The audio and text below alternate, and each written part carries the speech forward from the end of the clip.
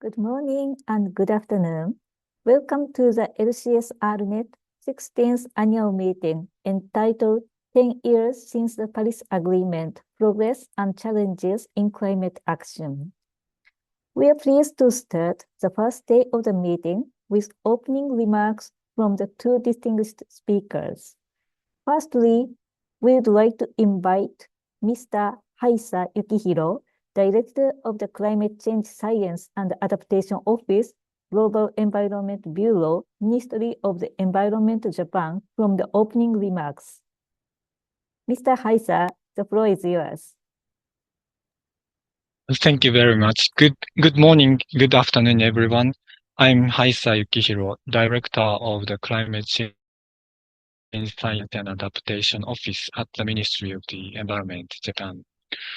I would like to first express my heartfelt thanks to all participants joining this LCS-RNet 16th annual meeting. The Leveraging a Climate Neutral Society Strategic Research Network, or LCS-RNet for short, is a network of researchers and research institutions closely involved in national climate policies.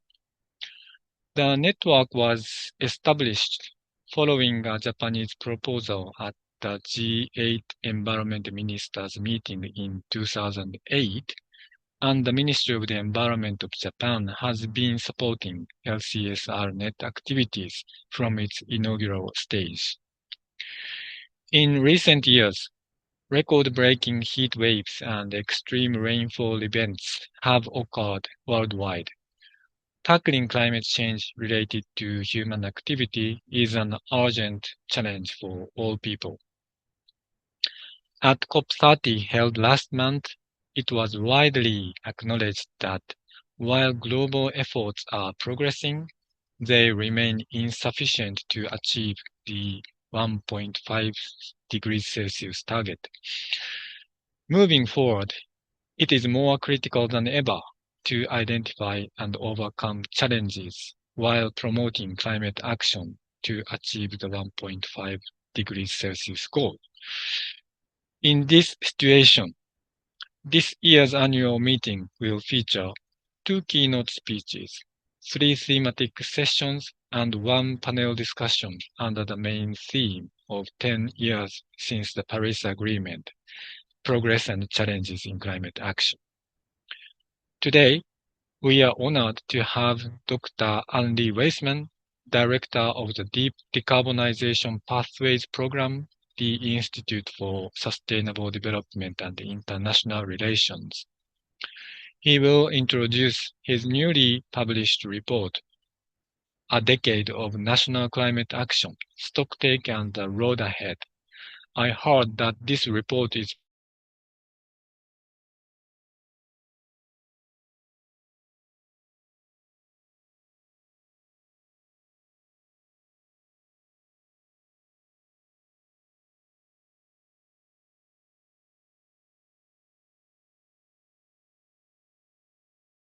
University of Cape Town, South Africa. He is one of the 2 co-facilitators, technical dialogue of the first Global Stocktake. We expect his presentation to provide the future contribution of the scientific evidence to the next Global Stocktake and deepen the international cooperation for climate change action. Following the keynote speeches and the thematic sessions, we will have a plenary panel discussion at the end of annual meeting. I hope that participants from various countries will bring diverse ideas and through fruitful discussion, produce valuable insights for implementing climate action. I hope that based on the discussion at last year's annual meeting, a new special report, Lessons Learned from Non-State and Subnational Climate Action, is now being prepared and will be published soon. I hope that the forthcoming report will contribute to the special report on climate change and the cities of AR7 products of IPCC. In addition, I hope that the next network will open doors for many researchers including young researchers, and expand further. Let me conclude by expressing my sincere hope that discussions at the sessions today and tomorrow will be rewarding and productive. Thank you very much for your kind attention. Thank you very much, Mr. Haisa, for your opening remarks and encouragement. Now, we would like to invite Dr. Kainuma Mikiko, Secretary General of the LCS-RNet, and Senior Research Advisor to IGES. Dr. Kainuma, the floor is yours. Yeah, ladies and gentlemen, good morning and good evening, everyone. I am Mikiko Kainuma, Secretary General of the LCS-RNet. Thank you very much for joining us today at our 16th annual meeting. LCS-RNet is a strategic research network and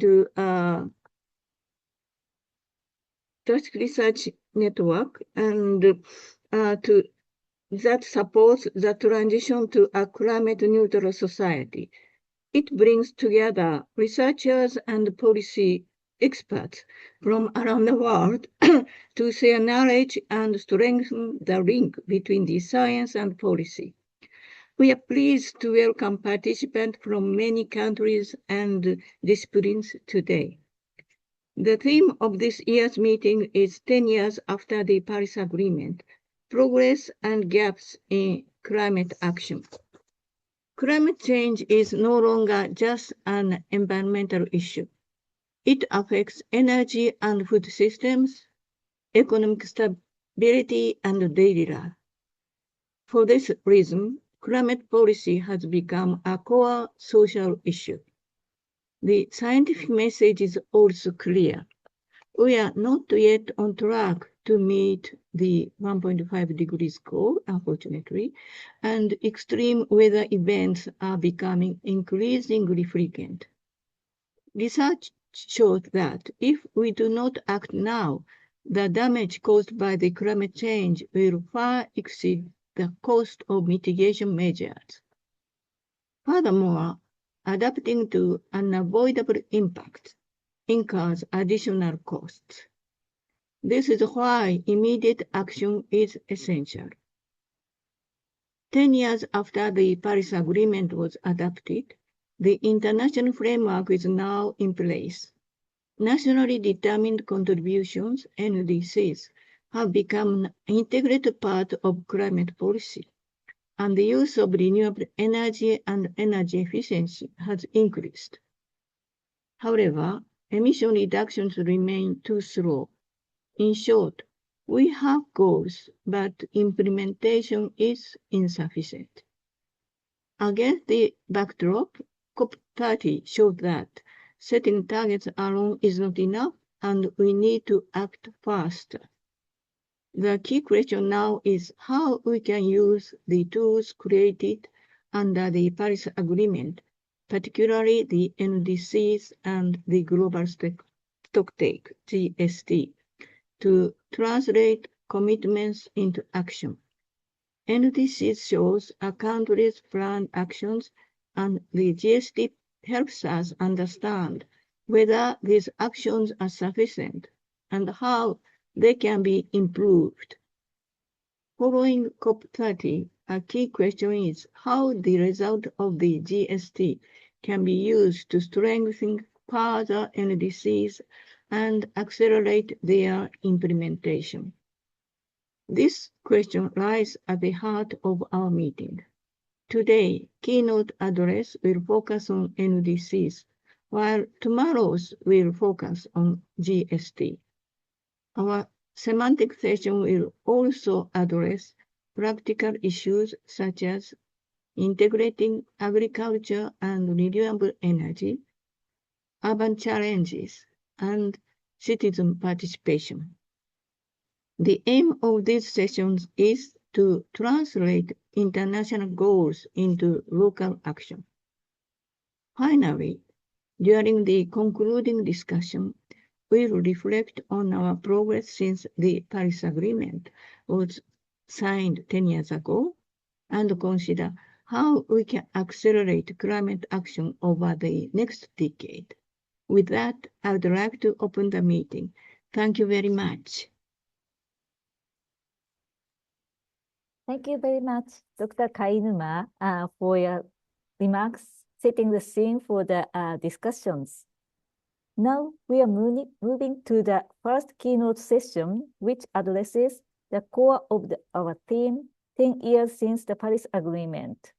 This session will introduce the DDP Report 2025, a decade of national climate action, stocktake, and the road ahead, which analyze the real impact of the Paris Agreement across 21 countries.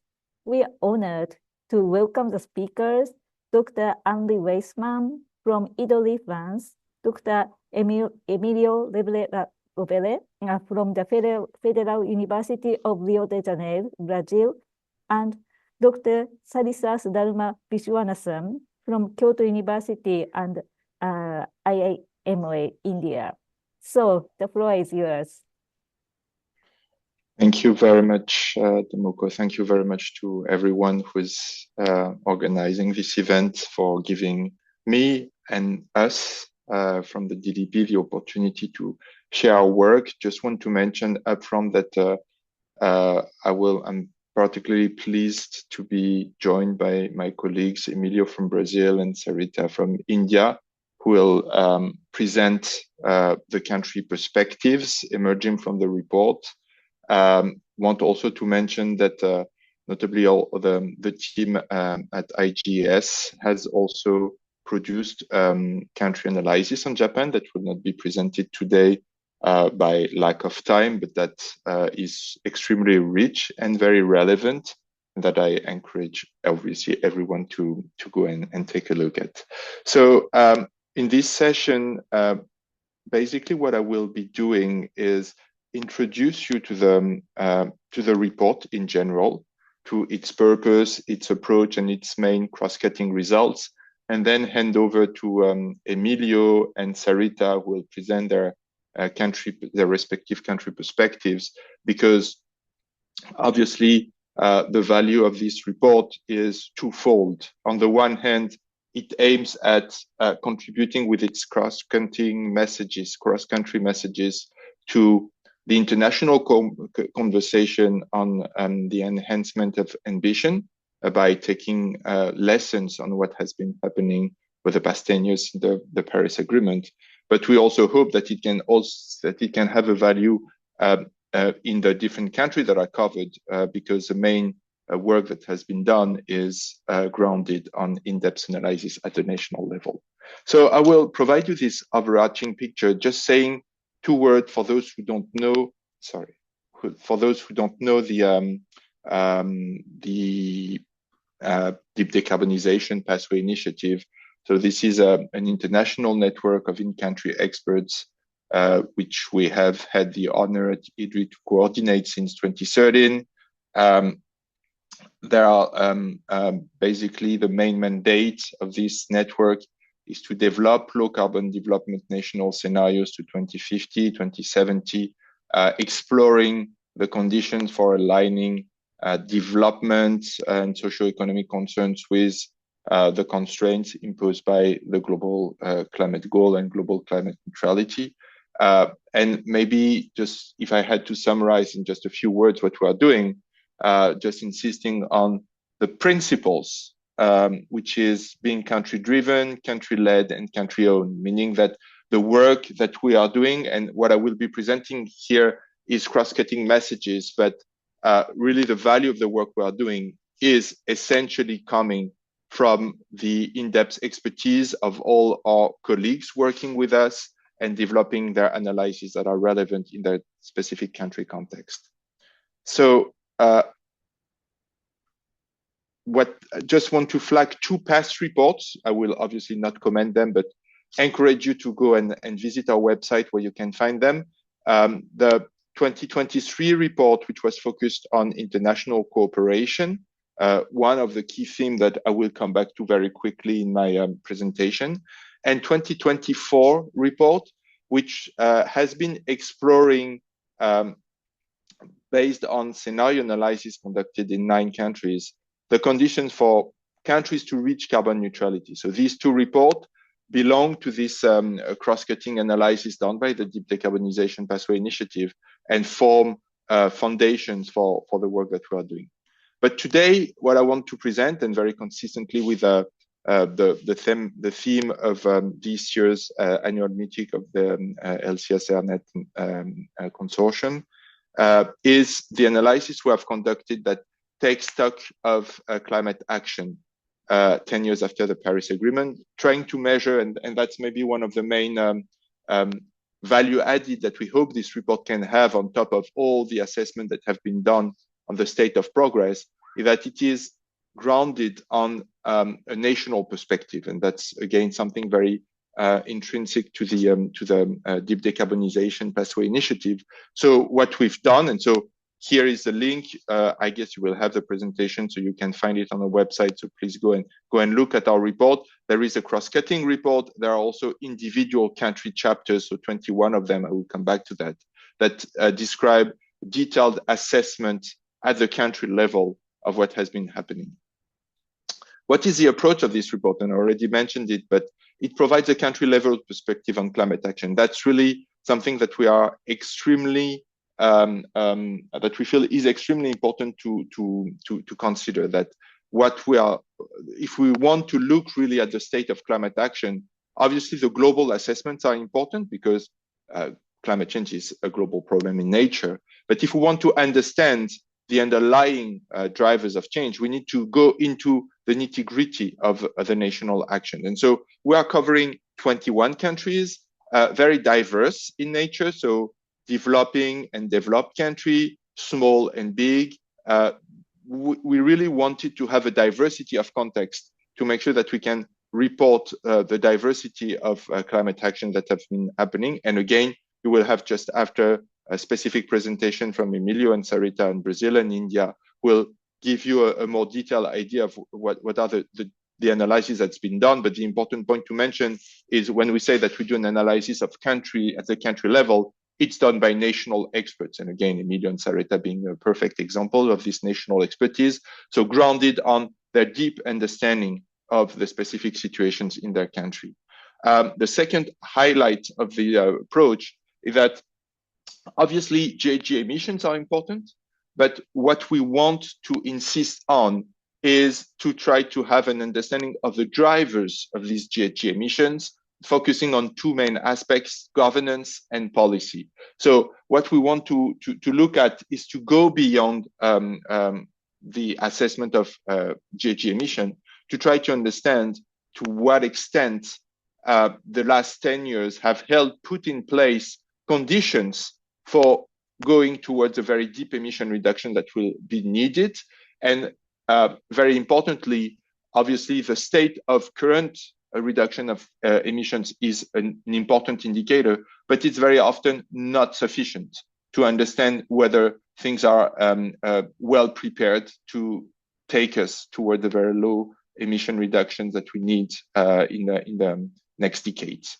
And finally, the spirit that we have been having with this report is consistently with the logics of the Paris Agreement that recognizes the need to have an iterative process, a progressive increase of ambition. So it's not a one-shot exercise. Yes, as Mikiko was introducing just before, we know that we are not on track collectively, that things need to be improved, but that's the very nature of the Paris Agreement, to recognize the need for continuously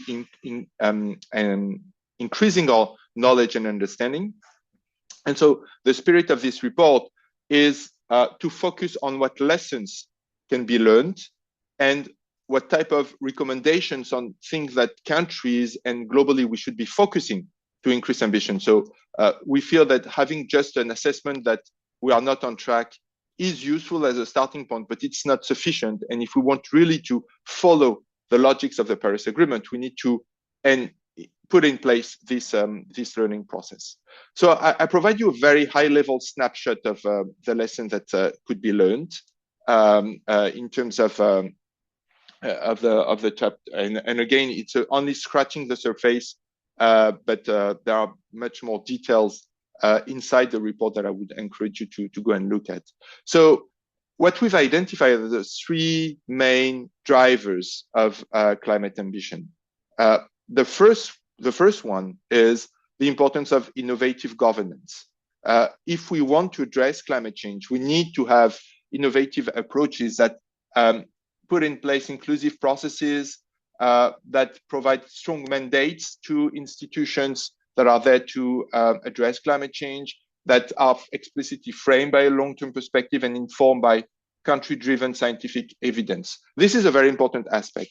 And things have very interestingly moved in this field. So things are not perfect, again, but we've seen the emergence in a variety of countries of innovative governance approaches that put climate change at the center and that put the long-term perspective and the scientific framing at the center of policy processes. And that's big advancement, which is not sufficient in itself to trigger action, but is a necessary condition, at least, to make sure that we can have action aligned with the requirements of the long-term goals.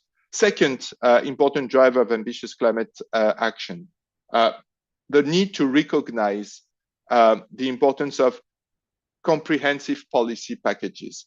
Climate action is not about trying to find one silver bullet policy tool that could solve the problem. Carbon pricing is an important aspect, but we know very well that it's only if we manage to combine this type of climate specific policy instrument with the relevant packages of instruments and measures that we can have meaningful climate action that notably addresses consistently the climate change and socioeconomic aspects of the transition, which is, again, a necessary condition to make sure that there is ambition and that these actions can be effectively implemented. And finally, the third key driver of ambitious climate action is international cooperation. I already mentioned it. We had the specific report in 2023 that was already putting this topic at the center. But here, it appears very concretely from the assessment at the country level that we need some specific international cooperation and a renewed approach to international cooperation that is better tailored to countries' needs. So the point here is to make sure that international cooperation is framed in a way that addresses the specific needs as identified by countries. And this forces to rethink the way we approach finance, we approach trade, we approach cooperation on technologies, we approach capacity building, all these aspects that are instrumental and that are well recognized as instrumental, but will play their role fully to trigger ambitious climate action only if they are designed in a way that takes as a foundation countries' needs. And last thing I wanted to present before passing the floor to my colleagues is the identification of the key challenges. When looking at these 10 years of climate action and these three drivers, what are the key challenges to effective implementation that we've identified? For now, the first one is that there is a growing number of carbon neutrality goals and plans. So a very important number of countries have explicitly a long-term carbon neutrality goal. But for now, there is still a challenge to translate them fully into short-term plans and tangible policy decisions. So this translation from long-term to short-term, from ambition to implementation remains a challenge. And that's probably one of the key aspects on which countries should be working, which requires, for example, that the long-term strategies that countries are being developed are as granular and detailed at the sectoral level so that they can guide concrete policy actions and reconnect this long-term aspirational goal with concrete actions that can be put in place. Second key challenge that we've identified is a challenge posed by coordination among actors. It is very well acknowledged scientifically and politically that ambitious climate action will happen only if the diversity of actors that need to be mobilized act in a well-coordinated manner. Different actors have different levers of climate action in their hands. It's very clear that obviously national governments have some of these important levers in action. They have they have the capacity to establish important policies, norm setting. They have also the fiscal instrument that is very important. But it's also very clear that many of the transformation that we are talking about depend on action by other actors beyond the national governments, local governments like in cities, in regions, private actors, business, civil society, finance sector. All these actors have some bits and pieces of the puzzle in their hands. And it's only if we bring things together in a coordinated manner that it will work well. What we see from 10 years assessment is that this remains a core challenge. And so enhancing coordination among actors remain a very important limit, and we need to work towards doing that. And finally, one thing that I've mentioned incidentally, but that remains very important, is that we need to mainstream better climate action with economic and industrial perspectives. This is the core condition to avoid the risk that is sometimes emerging, that there may be a perception that climate action goes against some of the key economic and industrial objectives. It doesn't have to be the case. It's not necessarily the case, but we need to work very much more effectively in ensuring a better articulation of this climate action with economic and industrial perspective. And we see from the assessment at the national level that this remains a core challenge and a key gap. So one of the important aspects on which we need to work collectively. And that means that these challenges, acknowledging these challenges, requires to be put at the center for the next cycle of the enhancement of ambition and implementation. And with that, I stop there, again, encouraging you to go and check our website for the report, the cross-cutting report, and where you can find as well the individual country chapters. And to give you a teaser of what these country chapters can look at, I will directly hand over to Emilio first, and then Sarita for them to present their country analysis. Emilio, the floor is yours. Thank you very much for this opportunity of sharing with you my perspectives on the Brazilian transition. I'm Emilio Lebre La Rovere. I'm professor at the Federal University of Rio de Janeiro. I wish to thank all the organizers and also the chair of the session, Henri Waisman from IDDRI, our partner. I'll share my presentation.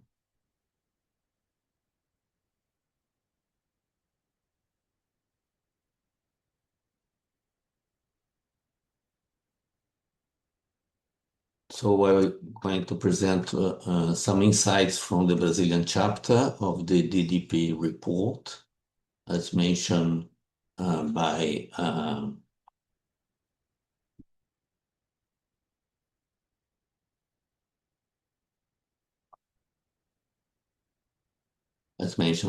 Henri. Sorry.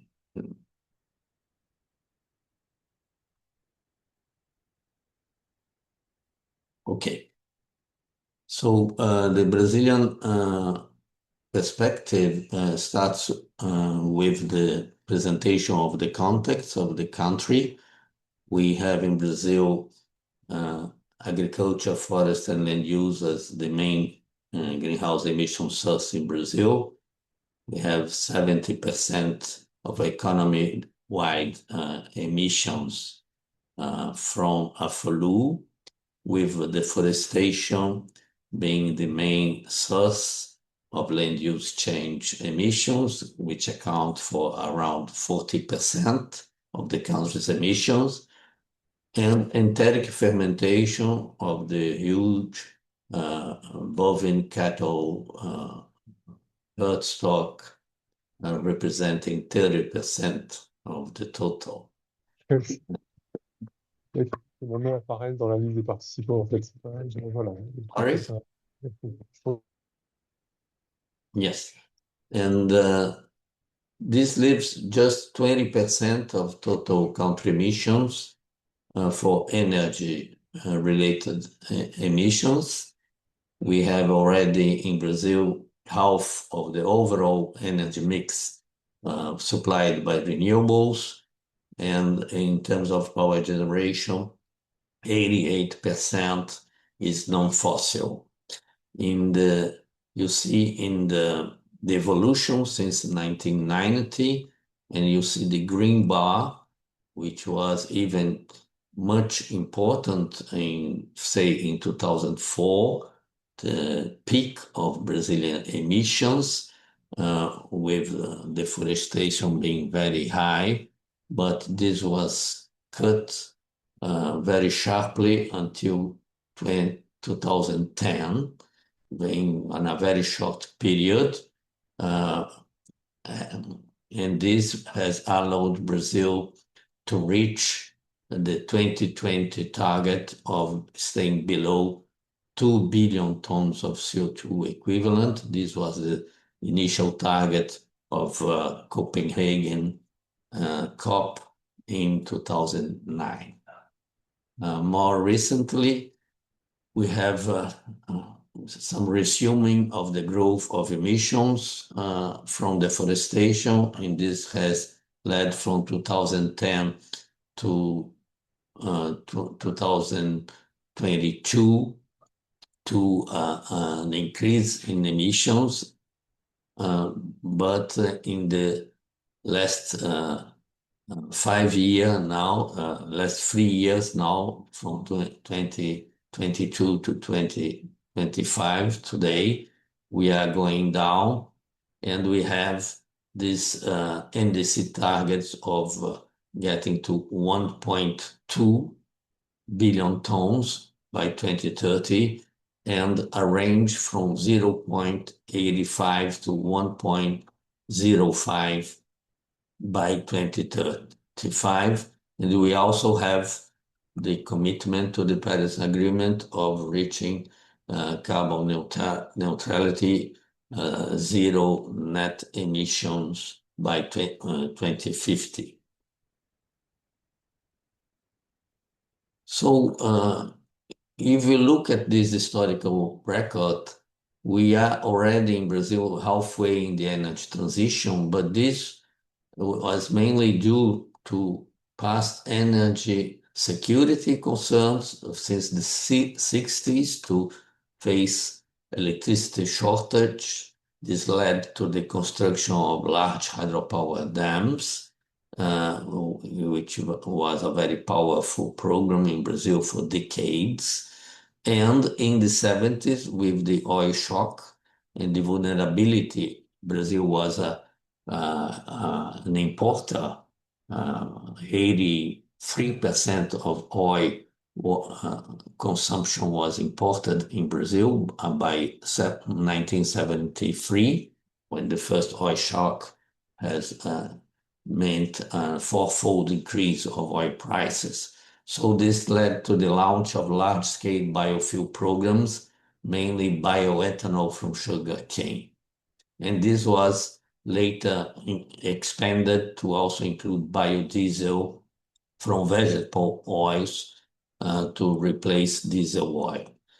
And the transition was also done in terms of reducing emissions from deforestation through a smart mix of command and control and economic policy tools, not only in enforcing environmental laws and regulation, but also using public credit as a condition to enforce the compliance with environmental laws and regulation.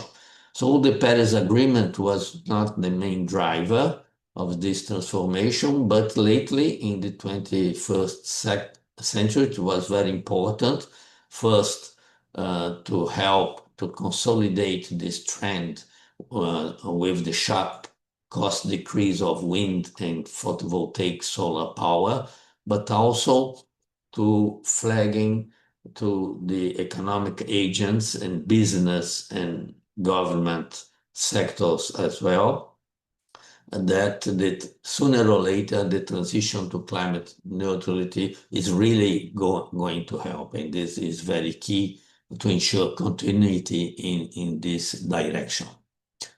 Some insights from the Brazilian case, we have challenges and opportunities. The challenge is ensure the continuity. We have some discontinuity of the transition in the last federal government policy from 2019 to 2022 under President Bolsonaro. Now we have again a transition policy being followed by the Lula term. President Lula term, it comes to an end next year, but he's running for re-election. We have good prospects of continuity. And we have become a net oil exporter. We have found huge oil and gas resources. Brazil has joined OPEC Plus. So this is a challenge of continuing to reduce oil consumption domestically and to channel the most of oil production, majority of oil production to exports, because for the time being, the revenues from oil products are key for the Brazilian economy. And we have to eventually reduce also the oil production, the oil exports, of course, as the whole world will get free of oil and going away from fossil fuels. But this is the main challenge, is to find a replacement for the big role of the oil sector in terms of exports in Brazil. And we have a lot of opportunities because we have main investment opportunities for low carbon projects in forestry, in renewables. We have created a cap and trade domestic emission systems that is going to start the implementation this year. We have competitive advantage in some industrial sectors that will be important in the transition. And this government has launched a number of plans, and I would to highlight the ecological transformation plan is one of them, but very key because it was launched by the Minister of Finance at COP29 last year, and provides a number of instruments for mobilized private capital to foster the transition at a lower cost, because cost of capital is very high in Brazil. This is a main hurdle. And also to highlight international cooperation through the Amazon Fund, and now the Tropical Forest Forever Fund that was already endowed by some donors at COP30.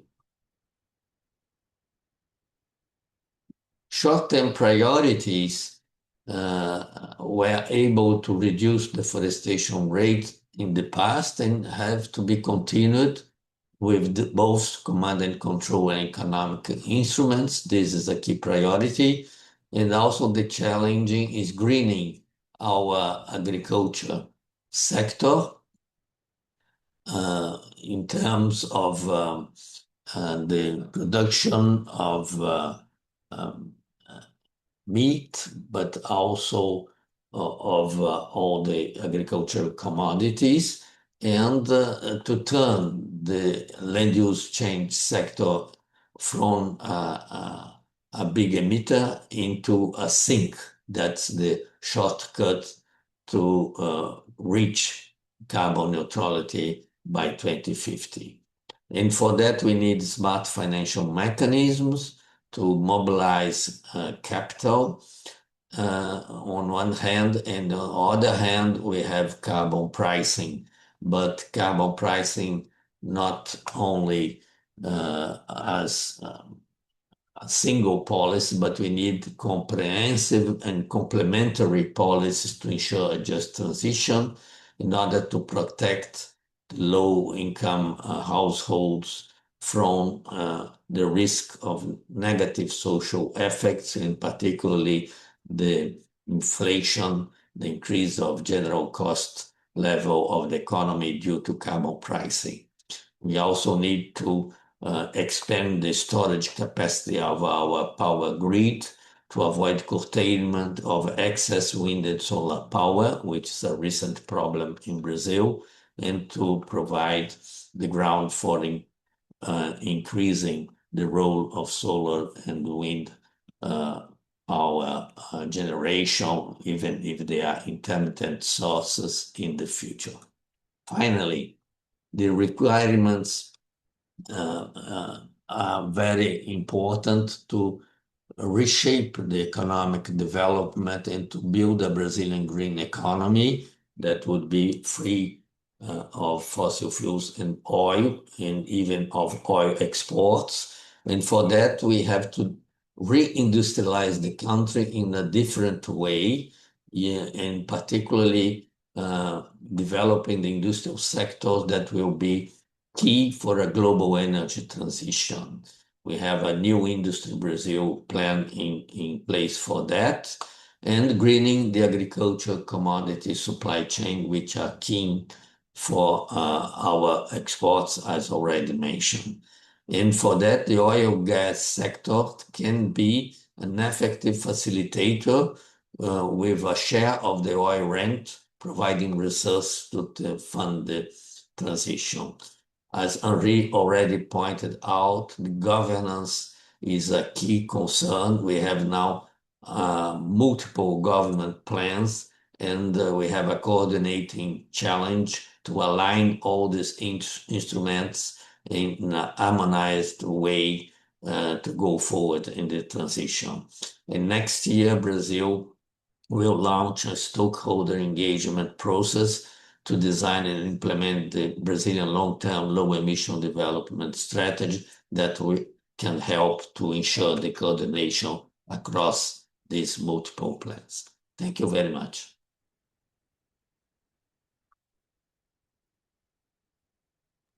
Thank you very much, Emilio, for this very detailed presentation in Brazil. And now want to hand over to Sarita for giving us the India perspective. Yeah. Thank you, Henri. Can you all hear me? Yeah? Yes, we do hear you well. Okay, thanks. I would like to also thank the organizers for this wonderful opportunity. A very good evening to all, or good morning to others. Good afternoon as well. So I'll just quickly start my presentation.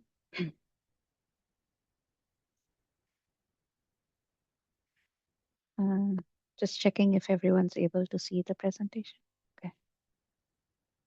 Okay.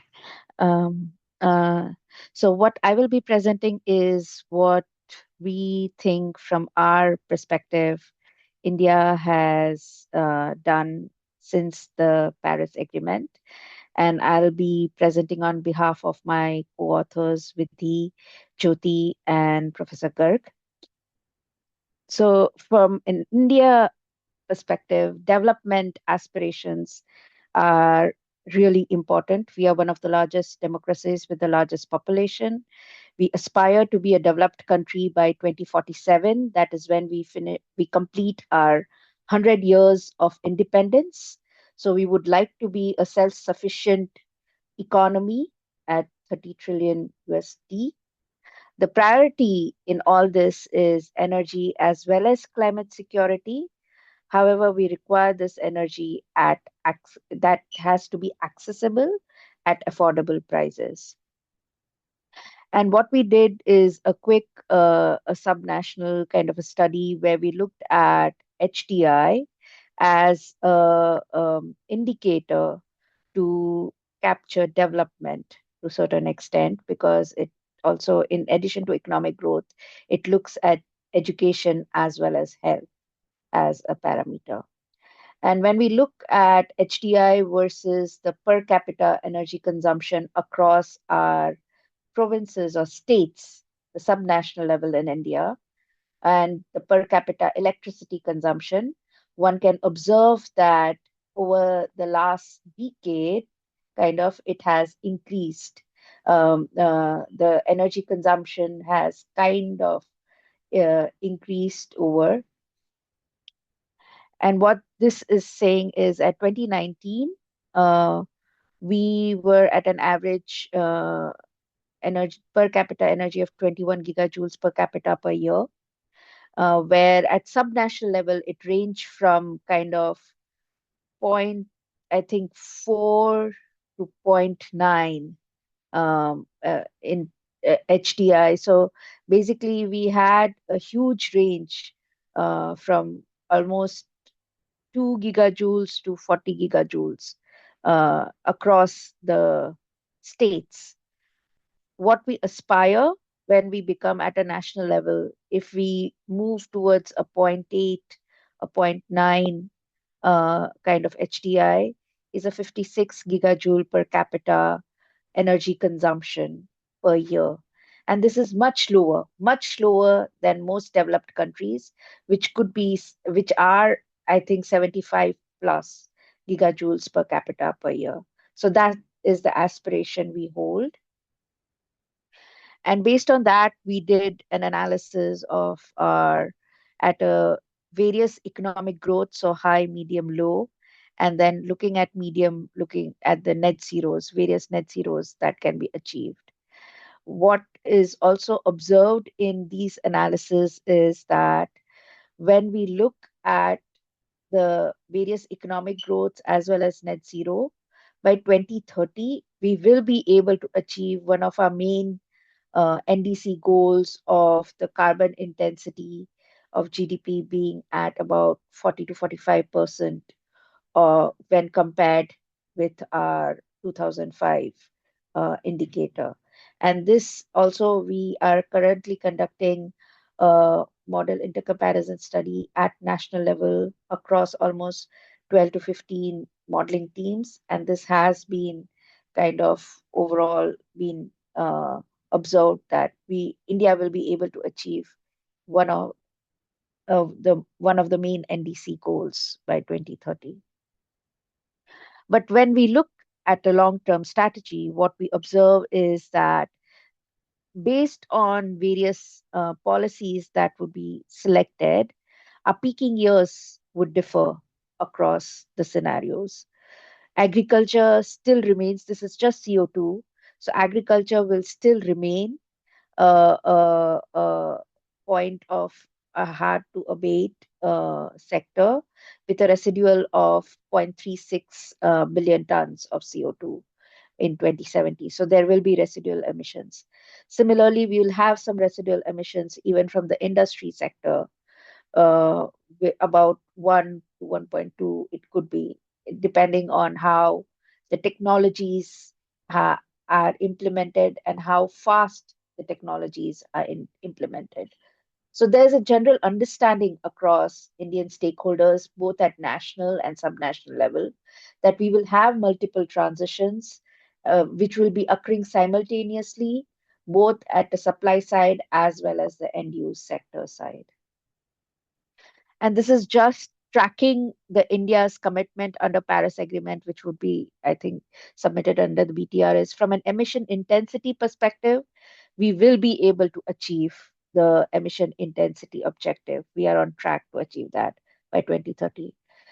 In terms of share of non-fossil fuel-based electric power capacity, we are on track, and hopefully we may have an ambitious target there, hopefully. In terms of additional carbon sink, where we need to add a carbon sink of 2.5 to 3 billion tons, we also are on track to achieve this target.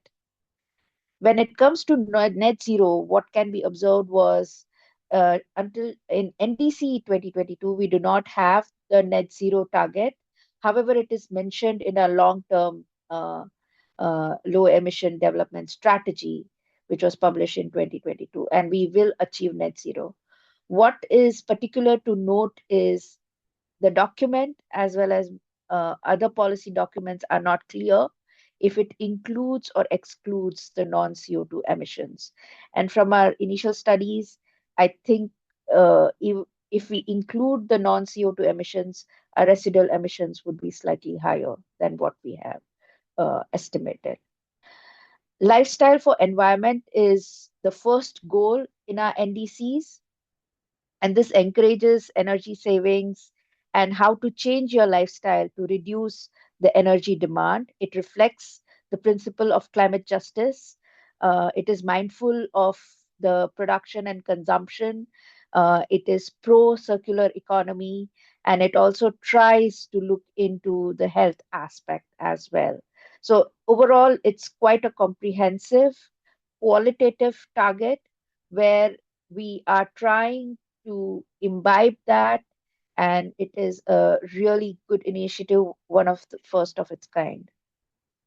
In terms of adaptation, which is our goal 6, we are promoting multifaceted approach, and we have submitted our adaptation communication to the UNFCCC.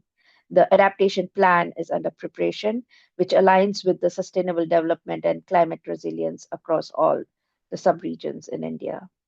Mobilization of funds is equally important. However, it remains the same in the updated NDC, aligned with the Article 4.4 of UNFCCC document.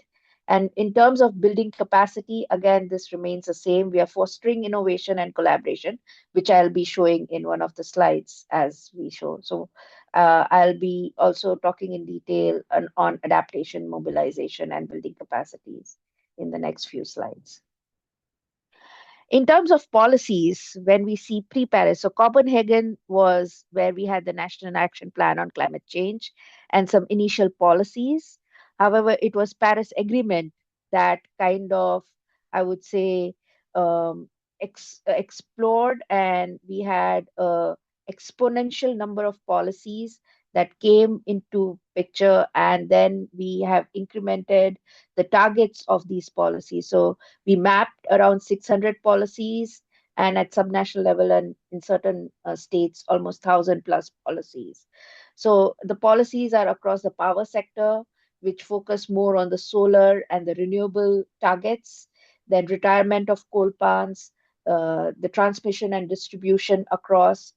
In industry, energy efficiency has been the main policy, and lately there are other targets that are being included at a sub-industry level. So at a steel plant level, how to achieve net zero steel.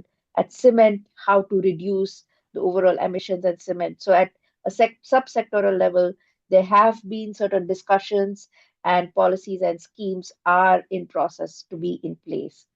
Transport sector is one of the most active sectors, where we have schemes for shifting completely in terms of two-wheelers, three-wheelers to electrify two-wheelers, three-wheelers, because that would be much more easier. The four-wheelers also, we have policies to shift four-wheelers, have electric buses.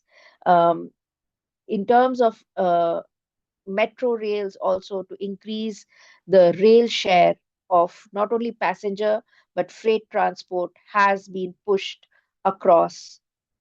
And we've increased the speed of infrastructure in terms of road construction as well as railways. Buildings also, when we look at post-Paris, it's not only appliances, we are looking at how the buildings are being built. They need to be energy and energy efficient buildings. We also now have net zero building codes available since the last few years. So we are implementing and trying to add new policies in order to align not only with Paris Agreement, but the Glasgow Pact and whatever international agreement are taking place every year. In agriculture as well, we are trying not only from a non-CO2 perspective, but electric consumption perspective to reduce the emissions across board. And we also are looking not only at the main end use sectors, but waste, water in NDCs as well as LTLEDs is mitigation, not mitigation, but from an adaptation perspective that is added. However, it is quite helpful also from an energy consumption perspective. What's interesting after the LTLEDs is even in the LTLEDs, we have new kind of subsectors in terms of hydrogen, the National Hydrogen Mission coming into place. And CDR, recently there were discussions in G20 when India had presidency on CCUS. So we have, I think, earlier this year come out with the CCUS schemes where subsidies are being provided. In terms of adaptation, India submitted the adaptation communications. LT-LEDS integrates urban development with a focus on sustainable urbanization, energy, material efficiency in buildings. State action plans are quite crucial in terms of adaptation to tailor the national priorities. This is not only in terms of mitigation, but in terms of adaptation as well. And one example is of heat action plans, where we are integrating public health, urban planning, and climate science. And this has been used to create the national framework on heat wave management. And we can do that for various other adaptation related measures. And in terms of sustainable agriculture, again, across agriculture, we are trying to have insurances. It's not only technology, but also the soil conservation and looking at insurance at the same time. Climate finance is an equally important aspect to accelerate all these actions. In terms of mitigation flow, we've increased the climate finance. Around 34% of these comes from public sources. Adaptation, we have increased in the last few years, the adaptation flows as well. 98% of this comes from the state and central governments. Private investment is crucial in India for a climate action, and it requires to be scaled up. Hence, transparency matters. So in the last 5 years after the Glasgow Pact, what we have done is launched the BSR, which is Business Responsibility Sustainable Report, which is like a disclosure framework that was launched by SEBI, which is a regulatory agency of India. RBI, which is a central bank, issued a disclosure framework for climate-related financial risk, which is aligned with the EU CSRD, the US SEC, the TCFD disclosure framework. At the same time, earlier this year, we introduced a draft climate finance taxonomy to guide and standardize the green investment that is taking place in India, which basically aligns mitigation, adaptation, and transitions of the hard-to-abate sectors. In terms of government, it was interesting to see that LT-LEDS was one of the documents that helped kind of bring in all the aspects of ministries together in India. So many ministries came together to develop the LT-LEDS, and financial institutions also at rural level, urban level. We are trying to have financial institutions in place to attract foreign capital and also to help in the policy implementation at India. And India is also co-leading, co-chairing, participating in various global initiatives, including International Solar Alliance, in industry, the Leadership Group of Industry Transitions, the Mission Innovation. And we are first movers when it comes to lifestyle for environment, which is now like a global kind of movement, and adaptation, also looking at disaster resilient. We are also promoting global South-South collaboration for technology as well as knowledge transfer. And at the G20 presidency, one of the things we kind of pushed was low-cost finance by developed countries and multilateral development banks, where we are pushing also in addition to this finance, insurance, and reinsurance sectors to be involved through these MDBs. So thank you, and yeah, look forward to the questions. Thank you very much, Sarita and Emilio, for providing this, a good illustration of the deepness of the analysis of the country situation that has been conducted. I think that it provides a very nice illustrations of how the question of national climate action can be looked at and how it can inform the next steps of the process. So we will wrap up the session now to leave space for the next sessions in the conference, but I hope that it has given a strong incentive to the audience to go and look to the specific individual report that you presented, maybe to look at the 19 other country reports that were developed by our colleagues in the context of the DDP, and to the cross-cutting messages. And just to say that we will continue promoting these visions and these messages, because we feel that this type of approach is definitely what is critically needed in this next cycle that we are entering now after COP30. So the next 5 years should be the moment where all these lessons that have been learned can translate into practical enhancement of ambition and implementation in countries and at the international level. So I take this opportunity to thank you, Emilio and Sarita, for your deep engagement with the network and for representing this deep network in this conference. Thank you, Tomoko. I hand back to you for the remaining. Thank you for the opportunity to go and present our work. Thank you very much, Andy and Emilio and Sarisa-san, for the comprehensive keynote session. So we are going to take a short break, and we will resume today's first thematic session on agrivoltaics at 7:05 in Japan, and then maybe 11:05 in Central European time. Thank you very much.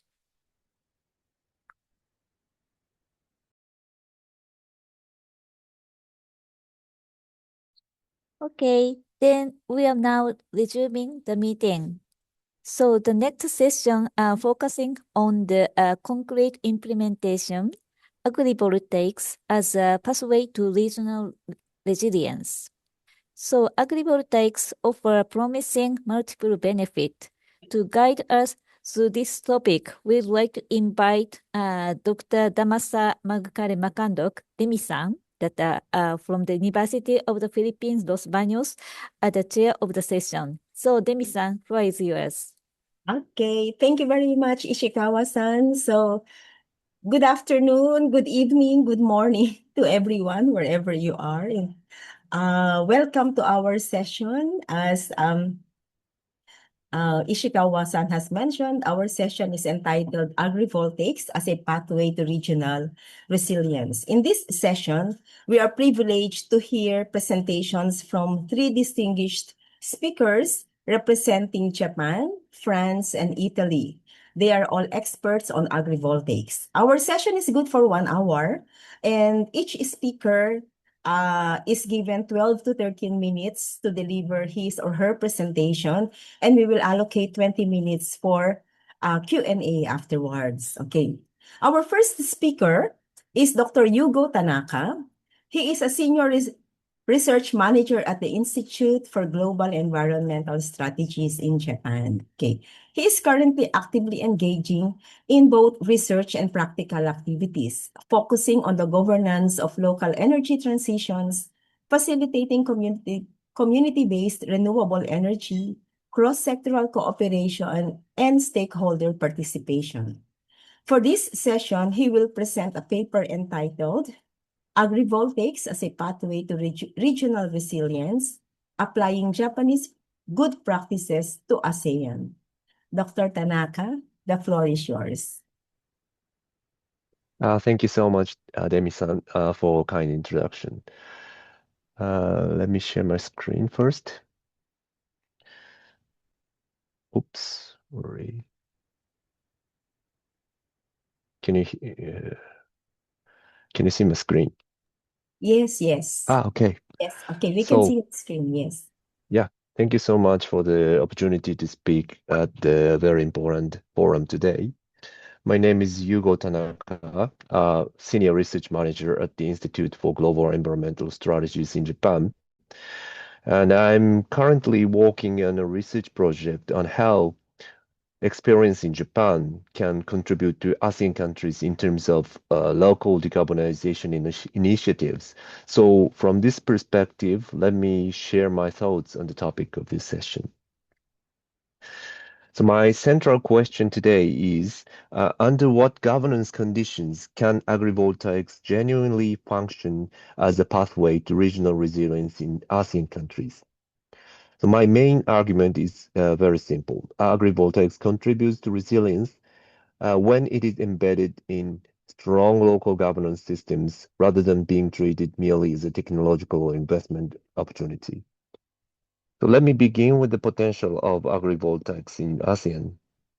So ASEAN countries are facing increasingly severe land use competition.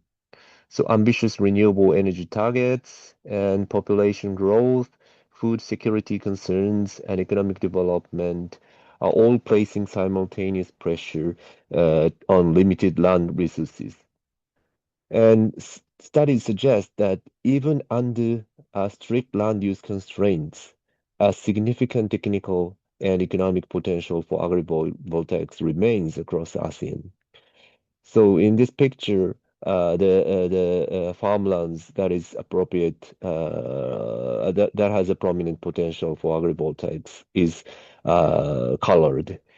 And this excludes the area that is environmental or sensitive areas close to forests and rivers and ponds, and also the slopes, considering slopes or the shapes of the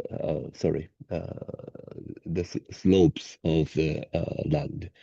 So when considered the potential electricity demand in 2050 can be 2050 in ASEAN can be covered by introducing agrivoltaics to 10% of farmland in ASEAN. So this has a huge potential.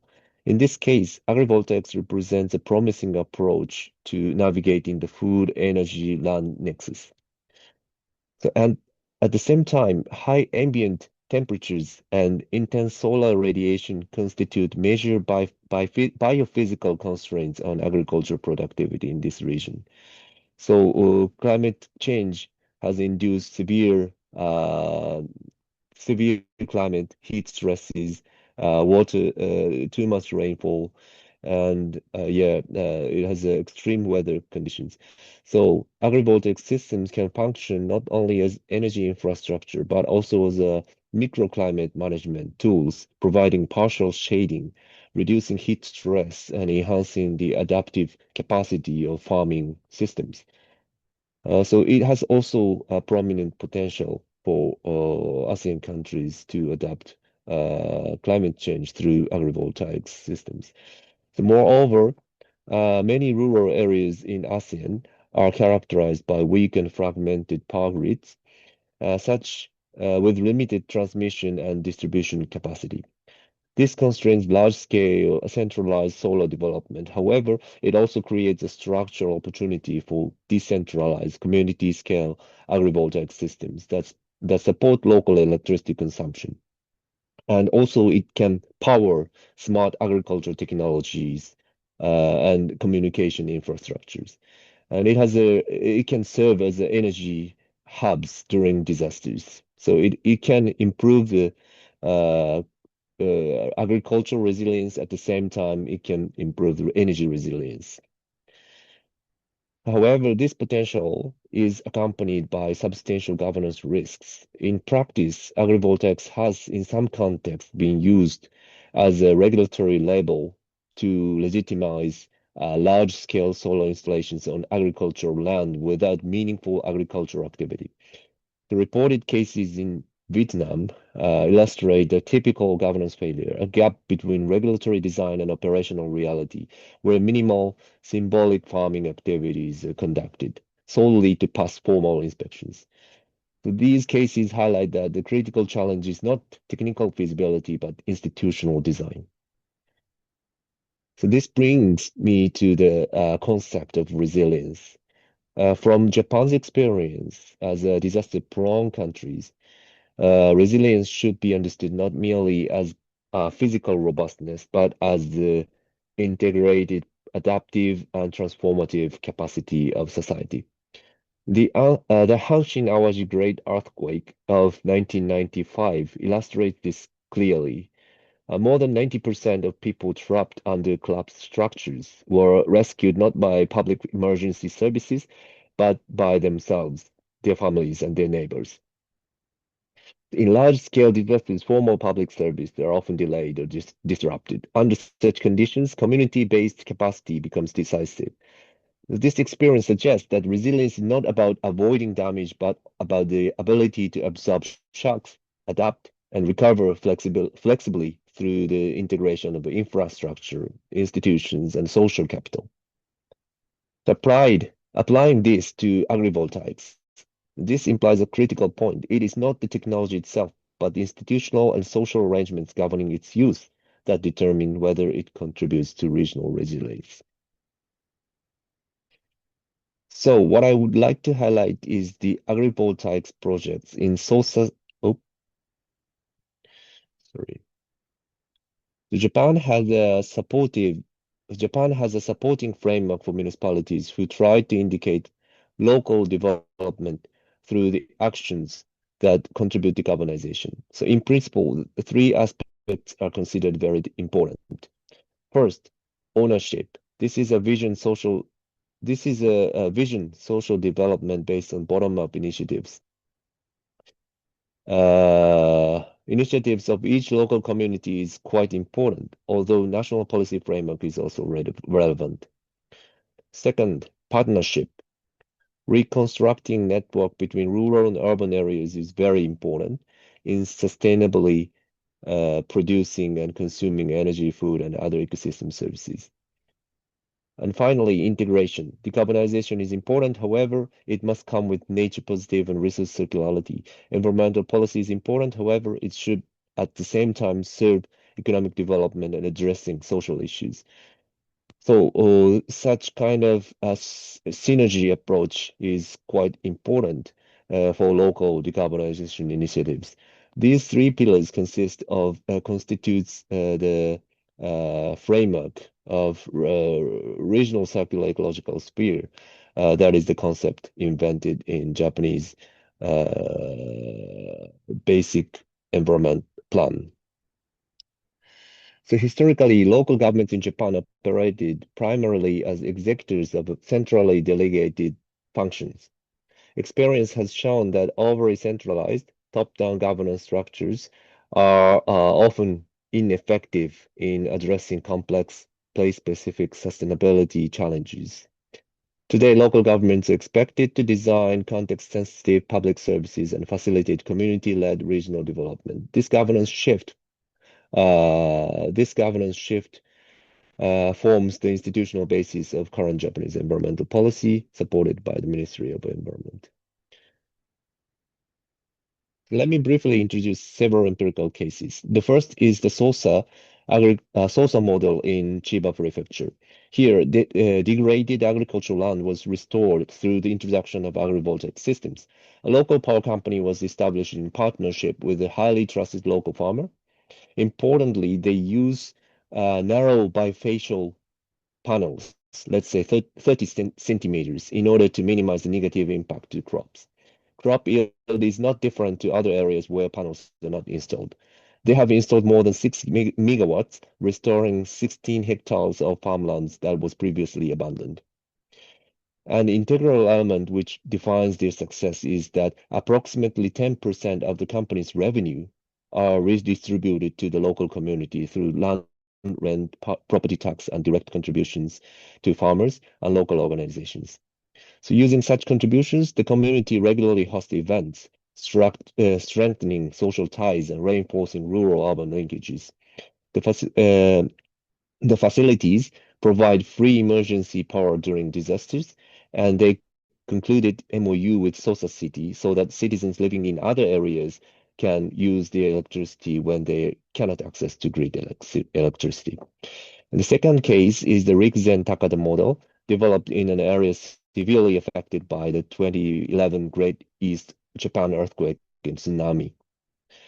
The salt-affected and underutilized land was repurposed for agrivoltaics, combined with smart fruit cultivation. So they cultivate grapes for wine by root area restricted cultivation. The innovative aspect of this approach is that they can replace unproductive pots immediately, in contrast to the conventional approach requiring many years for the vine trees to start producing bare fruits. Automatic irrigation system and fertilization systems are applied, and they are also planning to utilize methane fermentation digestate, which is generated as a byproduct of biogas generation. Interestingly, the structural components of the agrivoltaic system simultaneously function as grape trellises and rain shelters, reducing production costs and improving crop quality.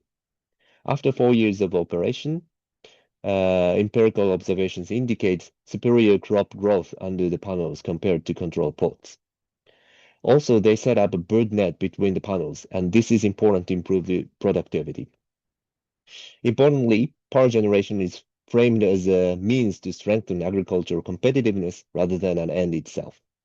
Agrivoltaics can be utilized as a climate adaptation measure to reduce heat stress and rainfall impact. In addition, battery systems have been installed to enhance disaster resilience.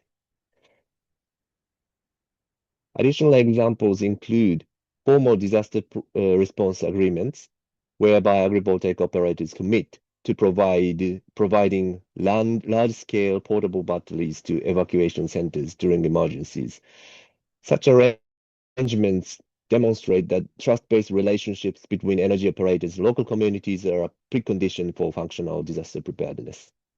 Across these cases, agrivoltaics operates not only as an isolated energy project, but as an institutional platform for mobilizing local resources. So in Japan, actually, we have experienced many governance challenges in the past. The cases that I introduced today were basically developed through private sector's leadership initiatives.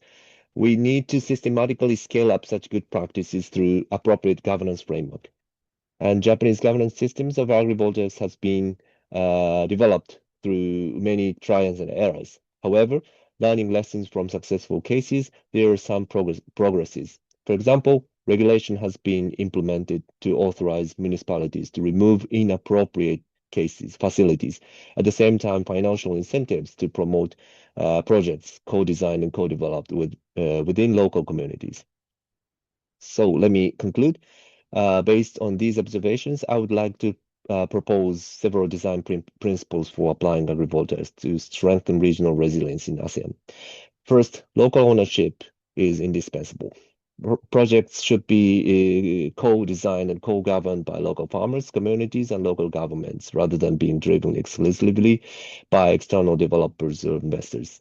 Second, agriculture must remain central. If electricity revenue becomes the dominant objective and agricultural production becomes symbolically secondary, neither food security nor rural resilience will be strengthened. Third, institutional and operational preparedness is essential. So these principles suggest that the core challenge is not technology transfer, but institutional capacity building and governance innovation. So I hope today's session will be a good opportunity to learn from other countries' experience. Thank you very much for the attention. Sorry to running over time. Thank you very much, Tanaka-san. Okay, so now we would like to move on to our second speaker. She is Dr. Marie Hrabansky. She is the Research Director in Political Sociology at the French Agricultural Research Center for International Development, or CIRAD. Okay. She holds a PhD in sociology and specializes in the integration of biodiversity and climate change issues into agricultural policies, particularly in developing countries. Okay, for this session, she will present a paper entitled Agrivoltaics in France, the multi-level and uncertain regulation of an energy decarbonization policy. Dr. Marie Hrabansky, the floor is yours. Thank you very much. Good morning, everybody. So I am Marie Hrabansky. I am involved in several scientific projects which deal with agricultural adaptation to climate change in global north and south. And I am also involved in a project which deals especially on agrivoltaics in the south of France, in Occitanie, and in a tropical area, which is Réunion Island next to Madagascar. And in this project, which is called Agrivoltaire, we analyze the territorialization of agrivoltaic projects to understand the acceptability and on the contrary, the conflictuality around these projects. So I will share our first results. But to begin, we have to keep in mind that at the European level, the Multi-Annual Energy Programme, which is a PPE, currently deployed in France, provides for an acceleration of the development of renewable energy by 2040, objective 40% in 2040, and neutrality in 2050. Renewable energy production in the agricultural sector now represents around 20% of renewable production in France, and agrivoltaic projects are a way to achieve the goal of 40% in 2030 and neutrality in 2050. And agrivoltaic, including a near fourfold increase in photovoltaic capacity by 2028, without precise figure for agrivoltaics, because it is now discussed in the next PPE 3. Concretely, in our project, we'd like to know, beyond this figure, what are the consequences at the level of the territories? And lots of questions appeared on agrivoltaics in France, especially. We have to remember that in France, the development of agrivoltaics begin with the development of photovoltaics in the 2000s, and concern for farmland protection grew in the late of 2000s because farmland became a resource for energy developers seeking to expand projects. In the 2010s, there was a proliferation of so-called innovative agrivoltaic projects, which try to combine energy objectives and agricultural objectives with varying degrees of sincerity. Because in this period, we can observe lots of innovative projects, which are some kinds of alibi projects. That is to say that if at the beginning the developers try to combine agricultural objectives and energy objectives, 1 year after the beginning of the project, under the panel, finally, there was no agricultural production. So, step by step, lots of contestation emerged in the territories. There was no legislation, only tenders to promote agrivoltaics, and we have finally a first law in 2023, the APER law, which tries to define and regulate the agrivoltaics projects. So our question in my project is which regulation, territorialization, and conflictuality for agrivoltaic projects in France. And so I know that you have only 10 minutes, so I will divide my presentation in 2 parts. The first part deals with the regulation of agrivoltaics at the national level and at the level of territories. And in the second part, we'll speak about conflictuality. So we have to understand that the regulation of agrivoltaics in France was and is still mainly in the hands of energy actors, especially in the hands of the CRE, Commission de Régulation de l'Énergie. This regulation in the hand of the CREs is based on CRE tenders and guaranteed feed-in tariffs which placed institutional and financial support in the hand of energy actors to serve national energy objective and European energy objective in the PPE. However, also ADEM officially prioritizes photovoltaic on urbanized or degraded land or parking areas until 2021. In practice, agrivoltaic projects have surged largely due to developer pressures, which need some farmland.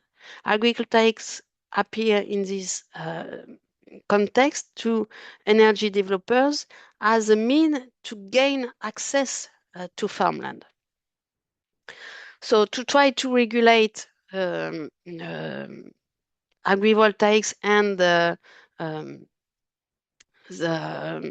criticism which appeared about agrivoltaics in 2023, the government developed the APR law, which defines agrivoltaics and which defines 4 services which should be provided by agrivoltaics for agricultural production, at least one, in fact. The first service is the improvement of agronomic potential and impact. The second is adaptation to climate change. The third is protection against hazards. And finally, the fourth is improving animal welfare. So, thanks to with the APR law in 2023, ADEM and agricultural trade unions and trade unions for renewable energy promote 2 types of agrivoltaics projects, one virtuous agrivoltaic and some others less interested in agriculture, which are photovoltaic agri-compatible. And so there is this law at the national level, and concurrently, the regulation of each project is passed on the local government, especially through the CDPNAF, which is a local body with local NGOs, local environmental NGOs, local collectivity, local farmers, local hunters, etc. And it is CDPNAF which can reject or accept the agrivoltaic projects which are proposed by developers. We have also to keep in mind that in France, wind power acts as a repoussoir, motivating local authorities to retain a stronger control. And our first results show that there is an important variability from a territory from another. For example, in the south of France, we have several departments, and in Aveyron, which is a department in the south of France, all agrivoltaic projects are rejected. And on the contrary, in Pyrénées-Orientales, the local authorities, through the CDPNAF, is really more open to agrivoltaic projects. So there is a big heterogeneity at the level of the territories. So let's talk now about the contestation of agrivoltaic project in France. We have to say that with the law APR, number of agrivoltaics projects is increasing significantly, and consequently their contestation too. It is in fact a problem of acceptability of agrivoltaic projects in the context of, first, there is a strong dynamics of concentration of developers. We have some big companies such as Total, Eiffage, which both some small companies of renewable energy, and now they have a very aggressive strategy to find some farmland to develop some agrivoltaic project, and they have also a financial strategy which is very important in a problem of value sharing, which is not very clear for all the actors involved in the project. Second, there is also a context where farmers who are in position of subcontracting in the agrivoltaic project. It is a problem for the agricultural trade unions, because lots of farmers are in this position of subcontracted to legitimate lots of projects. That is to say that some developers find some farmland, and after they try to contact some farmers to say, come on this land, and you could develop apiculture, or maybe to put some sheep under the panels, to say that this kind of project are some agrivoltaic project. So we, in my project, we focused on Occitanie. We identified 74 projects, and 22 of these projects are contested with different registers of justification, landscape conflicts, governance conflicts, type of agriculture promoted. Because as I told you, in lots of projects, agriculture is not a priority. Agriculture is an alibi, cash crop farming. The type of transition projects promoted is also contested. And there is also some risk about the speculation on agricultural lands, biodiversity conflicts, etc. Beyond these different registers of justification, we can also observe that agrivoltaic is a way to blur the traditional divisions, because more and more environmental NGOs, which were some promoters of renewable energy, are now against agrivoltaic projects, in the name of environmental issues, especially biodiversity issues, water regulation. We can also observe that left agricultural unions are radically opposed to agrivoltaics due to the risk of green grabbing, as agricultural land is a means of gaining access to land. The most important farmers' union in France, FNSR, have resolved to promote agrivoltaics because it's a means of obtaining additional income. But we can see that inside the organization, that it's very controversial, it's very difficult. Associations which are developed at the territorial levels are also against agrivoltaics, because there are links to the identity, and they are against the impacts of agrivoltaics on the landscapes. And we can also say that in November in France there was a moratorium which was supported by the right and the far right against renewable energy. So we can understand that agrivoltaics in France is a very controversial issue.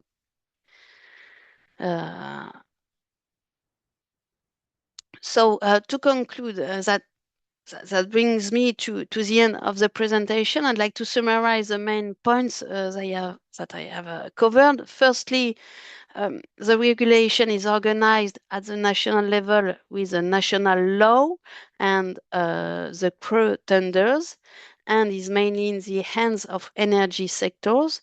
But the concrete regulation is at the level of territories, in the hands of local actors. And secondly, the territorialization of agrivoltaic project is diverse from a territory from another, and lots of projects are contested. However, this controversial issue is ongoing promoted, especially at the European level, because big European lobbies try to develop and to promote agrivoltaic in comparing the legislation about agrivoltaic in Europe. Thank you very much. Okay, so thank you very much, Marie, for presenting the many challenges of agrivoltaics, in France, no? Okay, so let us move on to our third speaker. She is Dr. Alessandra Scognamiglio from Enea, Italy. Well done. Sorry. She is a senior researcher and the coordinator for Task Force Sustainable Agrivoltaics at Enea. And she is also the president of Italian Association for Sustainable Agrivoltaics. Okay. For this session, Alessandra will present agrivoltaics as a pathway to regional resilience, the case of Italy. Alessandra, the floor is yours. Thank you. Thank you for the introduction. I think first Maria has to switch off the sharing of the video. Otherwise, I cannot share my video. Marie? Sorry. Okay, now I can. Second. Yeah, we can see your presentation now, Alessandra. Okay, great. So thank you so much for the invitation. I really appreciated the previous two presentations, and in particular, I agree with Mr. Tanaka about being agrivoltaics more a kind of software to be implemented than just something like an hardware. And it's nice that the first agrivoltaic plant that I visited was just in La Réunion in 2010. I think the case of Italy can be easily overlapped to the case of France. So I will start from here. I mean, Italy is a kind of long country, more or less north-south oriented. So when we think of agrivoltaics at a national level, first we have to acknowledge that we have 6 different climatic zones. And with that, different kinds of agriculture and crops and so on. Moreover, the landscape in Italy is very various with mountains, but also flat lands and so on. And almost each single part of the landscape in Italy, it's a cultural landscape. So any issue about landscape preservation becomes very important. It's also a very highly densely inhabited country. So also the land scarcity is a topic. And all these topics are very relevant for the implementation of agrivoltaics, of course. In terms of potential, let's say that according to our national energy targets, we should implement 50 gigawatt more of photovoltaics by 2030. And we know that the potential for agrivoltaics is about 30 gigawatt. So it could really contribute a lot to reaching the national energy targets, but there are some problems. So when we start to think what is the right model for contributing to the regional resilience, considering all this variety and therefore all the different implementation barriers or specificities, what we can say is that whatever is the variety of the different regions, there is one must. So to support the regional resilience through agrivoltaics, we need to implement agrivoltaics. So we'll go through a kind of a short evolution of agrivoltaics in Italy and to describe where we are now and what are the barriers. So first we need to have some reliable experimental agronomic data. In Italy, in contrast to other countries, agrivoltaics is a very large size PV because the average of the size of the systems that are in the authorization process is about 30 megawatt, but also we have some systems that are like 200 megawatts. And this is very, very much also compared to the average size of the agricultural companies in Italy. Then we have another problem that is the acceptance from the communities, as it was already underlined by the previous speaker. And we need for that to improve the acceptance also through a systemic transdisciplinary approach and also through new business models that are still in their, let's say, preliminary phase. of development because let's say the alliance between the energy and the agricultural sector is something quite new and quite controversial. We also need a kind of a very stable, clear normative framework and an harmonization between the national energy targets and the regional normative levels. The regional normative levels are mainly finalized to identify the suitable areas for the implementation of agrivoltaics, but also to set some quality targets that are really very much local and related to the regional level. And of course, last but not least, we need the high quality projects which can satisfy all these different levels of decisions and also the different stakeholders involved in the process.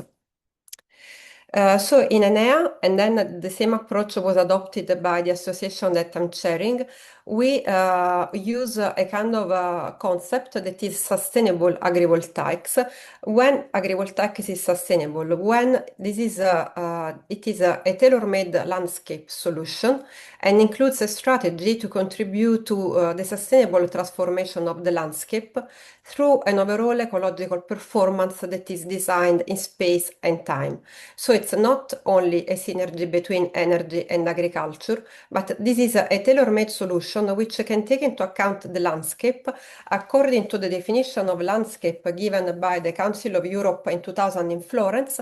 So landscape is a portion, an area of a territory as it is perceived by the local communities. So the way all that is perceived is also very important. So the implementation of agrivoltaics cannot be disconnected by an holistic approach which also takes into account the cultural, let's say the cultural condition of the territory where it is introduced. Excuse me, Alessandra, your Yeah. slide is still the first slide? It's still the No. title slide. No, sorry, I will try to share in a different way. Sorry for that. Okay, thank you. So now you can see them. Move on. Yes, now we can see the slides, yes. Okay, so sorry, I was Thank you. already, I moved through the slides and now I was at this slide.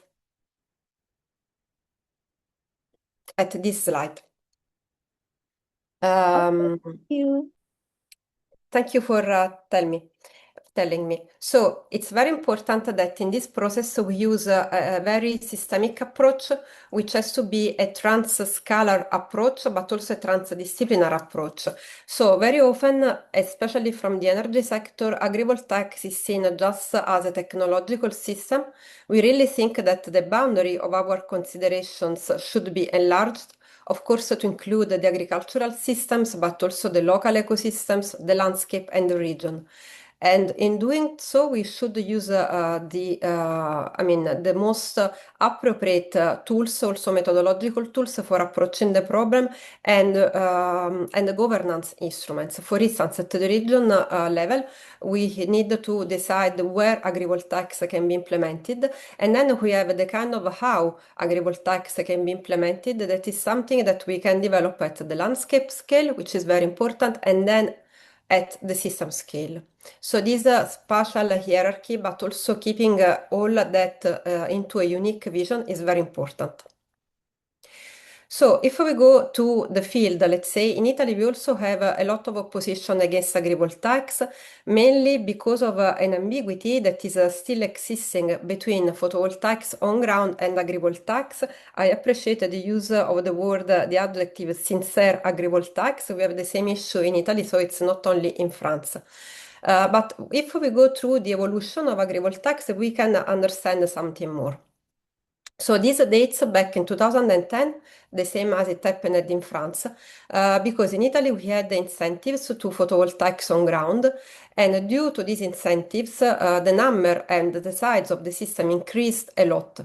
And with the increase of the systems, the photovoltaic systems, also their visibility increased, and the perception of people was very negative because basically it was perceived as photovoltaics destroying the landscape and also cultural landscape, which were valuable. Therefore, there was immediately a ban to the incentives for photovoltaics on ground, and as a kind of reply to this ban, new technological solutions emerged. So the first global patent for world patent for agrivoltaics is from Italy. It's agrivoltaic, and it was a new solution that is a photovoltaic modules suspended from the ground and here on a double tracking system, which was a kind of reply to this ban and a way to implementing photovoltaics also in the presence of this ban. Then there was a very long silence. So this approach was not very relevant for almost 10 years. And then suddenly in 2021, without having a normative definition of agrivoltaics, a national funding was announced. So agrivoltaics was introduced in the Italian funding program under the National Plan for Recovery and Resilience. And here, what is the agrivoltaics that is able to be funded? It's elevated, innovative, and monitored. I will say something more later on. Then we had some time when in 2021 and 2022 till now, more or less, in which still the definition of agrivoltaics was ambiguous because we had a definition which was given only by soft law, I mean by guidelines, but not in a norm. But as agrivoltaics was funded, then there was a very important increase in the projects of agrivoltaics. Not all of them were sincere, to use the adjective proposed by Marie, but there was an increase in the permitting process. So as a consequence, again, there were protests from people from the territories that were interested by these projects because they were very big and very much looking similar to photovoltaics. So in 2024, we had a new ban to the use of photovoltaics in agricultural areas. To go more in deep in these topics, first of all, I would like to emphasize that Italy has had a very interesting position on agrivoltaics because the state incentives are meant to support only innovative solutions that improve the resilience of the agricultural sector. So even if the funding measure was from the Ministry of the Ecological Transition, then it was oriented to improve the resiliency of the agricultural sector. So it was, let's say, a good starting point. Then when there was this new ban to photovoltaics in agricultural area, there was a clear exception of agrivoltaics which was funded in PNRR. So what is funded by the state is out of this ban. But what is out of this ban? So in 2022, the guidelines on agrivoltaic plants were published in Italy by the Ministry of the Ecological Transition. And similarly to France, we had a first case of agrivoltaics, which is, let's say, the most synergical with agriculture, but also another kind of agrivoltaics, which is the so-called intercrop, which stayed in a kind of gray area because it was not defined by any normative. Then in 2023, finally, there was the decree for the eligibility criteria for accessing the fundings by PNRR. And finally, agrivoltaic systems were defined by law, but only the agrivoltaic systems which can be funded. So first of all, they have to adopt innovative and integrated solutions with elevated modules from the ground. They need to have a monitoring system which is able to verify the water savings, the continuity of the agricultural activities, but also, and this is very difficult to prove, the resilience to climate change in terms of soil fertility, microclimate, and so on. And there were also some subjective requirements, so the subjects who can access this kind of fundings are only agricultural enterprises or joint venture among agricultural and energy enterprises. Then in 2024, there was this new ban to the implementation of photovoltaics in agricultural areas. You can see on my right-hand side the Ministry for Agriculture and on this other side the Ministry for Energy. And basically the words of the Ministry for Agriculture were very tough against the energy sector because he said after 4 years we are putting an end to the wild installation of photovoltaics on the ground. That is very odd because any permitting process in Italy it takes about 4 years, so it is not wild at all. Maybe it's not really, aligned to the agricultural objectives, but for sure it is not wild. And the Ministry for Energy said that the agri-PV permitting cultivation is excluded by the ban, but in reality this was very never clarified by a normative document. So all the local decision makers, the regions, were in a kind of uncertain field. So while waiting for a complete national normative framework, regions starting to implement their own restrictive procedures and regional laws, with the result of a not governable difference across the country, which was of course not positive also for the investors. One example is the Sardinia regional law published in 2024, which posed a complete ban to any renewable for 18 months. So no area of the region, which is basically a region, I put here some coal, because it's a region which is very much linked to the production of fossil fuels through coal mines. So no area in the region was suitable for the implementation of RES in general. And why such resistance? I'm mentioning Sardinia because it's a very, it's a kind of exemplary case, because people were protesting. Why they were protesting? Because there was a high concentration of large scale projects perceived by people like a very good affair for energy foreign companies, with a poor consideration of the communities and the landscape.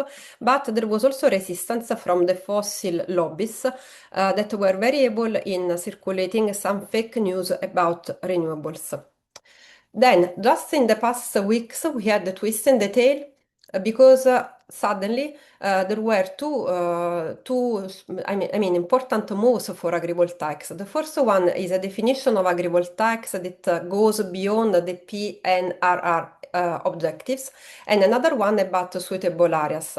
Who are the main actors of this twist in the tail? The Ministry for Agriculture, the Ministry for Environment and Energy Security, the Ministry of Culture, the Parliament, but also the Council of Ministers and the Constitutional Court. So going along this timeline, which is by really the past 2 or 3 weeks, there was first a law decree in which there is a definition of agrivoltaic system. So this is a system that preserves the continuity of farming and pastoral activities and so on. But let's say there is less focus on the innovation, because the system may provide for the rotation of modules placed at a height above the ground and the application of digital and precision farming tools. This decree is now in the approval process in the Parliament. But also, there was also a shift in the suitable areas, because basically it was confirmed that the installation of ground-mounted photovoltaic systems in agricultural areas is only permitted in the areas that are suitable by law for renewables, but agrivoltaic systems are allowed in agricultural areas if they are adequately elevated from the ground. And of course, this adequately is another important field for ambiguity. Then there was in December the government challenges the Umbria's regional law on suitable areas. Basically, the Council of Ministers has decided to appeal to the Constitutional Court on the legislation that regulates where large plant can be or not can be built in Umbria. So this is a symbol for this contrast between the national and the regional level in the governance of agrivoltaics. And last but not least, a few days ago, the Constitutional Court rejects the Sardinian law on suitable areas. And basically, the main motivation is that a regional law cannot circumventing the state regulations that provide for simplified authorization procedures to promote the spread of renewable energy. So again, there is a contrast between the national energy targets and how a region can implement them. So some takeaways from this complicated condition in Italy: we see a kind of shaky future for agrivoltaics after the PNRR, because the definition is still ambiguous. The conflicts between the agricultural and energy stakeholders remains, as well as the conflict between the national and the regional decision level. Something positive exists because, for instance, the PNRR measure was really excellent. We will have about 800 projects, 747 that are approved. So they will be providing for monitoring results, so for something experimental to use in the practice. And even if in the origin they thought to fund about 1 gigawatt, in reality they are funding about 2 gigawatt because the price that the stakeholders offered was lower than expected. So as a conclusion, I think that the what, where, and how of agrivoltaics should be harmonized through a systemic approach and appropriate governance by the different decision makers. The quality of the projects must be a driver. The ambiguity between photovoltaics on ground and agrivoltaics should be solved through concrete experimental results to be shared. And the governance of the landscape transformation is also very important for improving the social acceptance of agrivoltaics. Thanks a lot. Okay, thank you very much, Alessandra, for that very interesting presentation about agrivoltaics in Italy. So now we have, I think, only about 7 minutes for our question and answer. Okay, so the floor is now open for questions. So do we have questions from the floor? Okay, so there are no open questions. So maybe I can ask. Okay, so maybe I'll start with Dr. Yugo Tanaka. So just a very brief question. What were the governance challenges you encountered and how were they addressed for agrivoltaics to genuinely function as a pathway to regional resilience in ASEAN countries? Yes, thank you, Chair. I think similar to France and Italy, we faced many contests from local communities to the agrivoltaic projects because initially the solar incentives was too high and many solar developers seek land to develop their energy facilities. So they try to develop it in farmlands, but they are no experience and no interest in farming. And then it has a still impact on local perception on agrivoltaic projects, and it is a soft, how can I say, barrier, governance barrier in Japan for developing new good agrivoltaics. But recently, national level regulation framework has been revised to authorize municipalities to remove such facilities that has no meaningful agricultural activity, and also they facilitate local communities to participate in the design of the agrivoltaics project from the beginning, and they subsidize such activities. So such kind of balanced regulatory framework is very important to promote good cases. Okay, thank you, Tanaka-san. Okay, for Marie, I would like, yes, okay, since there's no question from the maybe case, so I have prepared one for you. At the local territorial level, how are contestations of agrivoltaics projects addressed? Maybe you can give just a few good examples of how contestations about conflicts were addressed. Yes. So, in fact, we have to understand that, for example, in Occitanie, 75% of agrivoltaic projects are some projects where farmers are in a position of subcontracted. There are some subcontracted farmers, that is to say that farmers approached by developers and not the contrary. The developers try to identify a farmland or an agricultural abandoned land. They develop there energetician project, and after they try to find some farmer to put them on the farmland. So the agricultural components of the agrivoltaic project is really poorly developed. It's mainly some livestock, mainly some apiculture. They put only some bees, and they say that is agrivoltaic project. The developers try to find some declining vineyard land or degraded agricultural land. And they proposed some additional income, but agricultural production becomes secondary. And so in this case, you can have some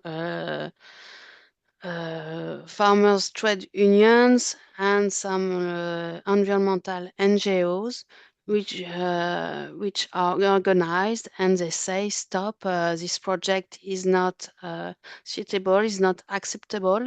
And so there is different situation, but they can develop a strategy of Judaization that they use the law to stop the development of the project, and you can also have some sabotage, manifestation, and lots of mobilization next to the prefecture or in the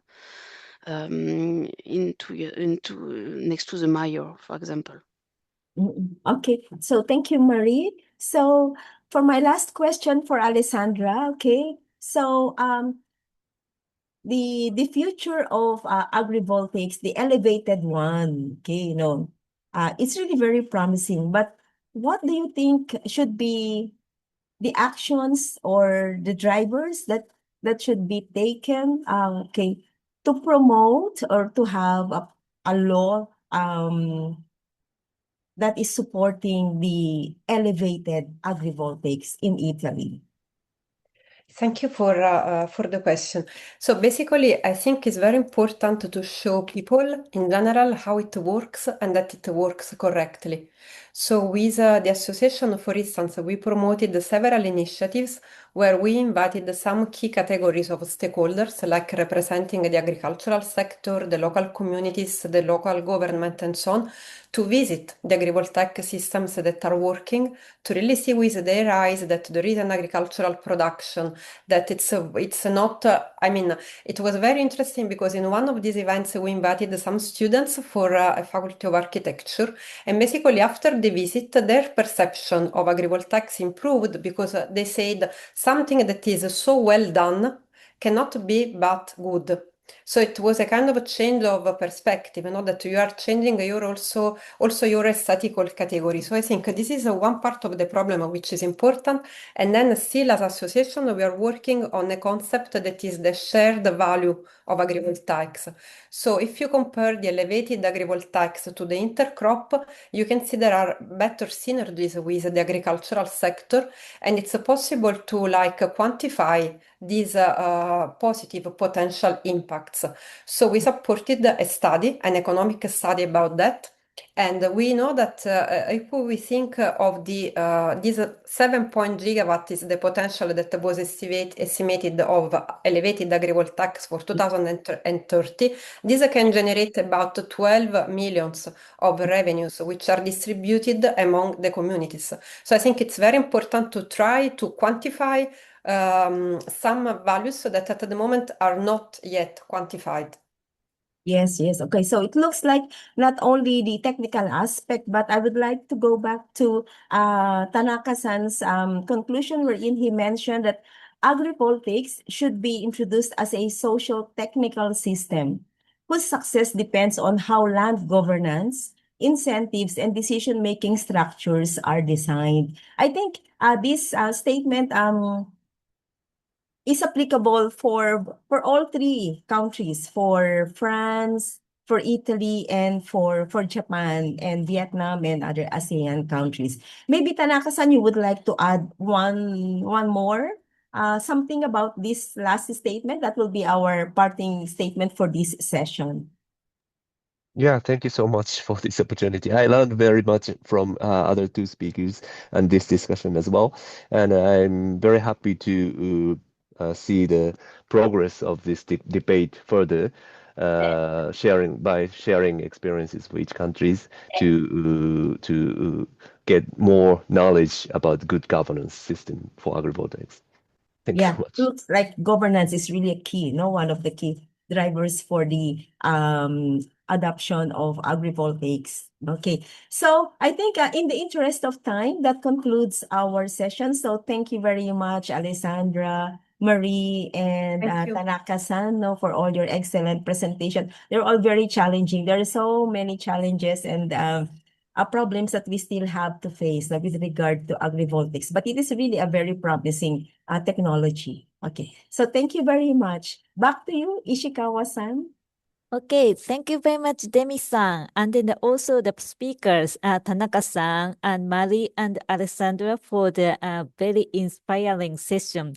So we are going to take very short break again here, and we'll resume today's second thematic session on the bridging science and policy for sustainable cities in a changing climate at 8:15 in Japan, and then the 12:15 in Central European time. So thank you very much.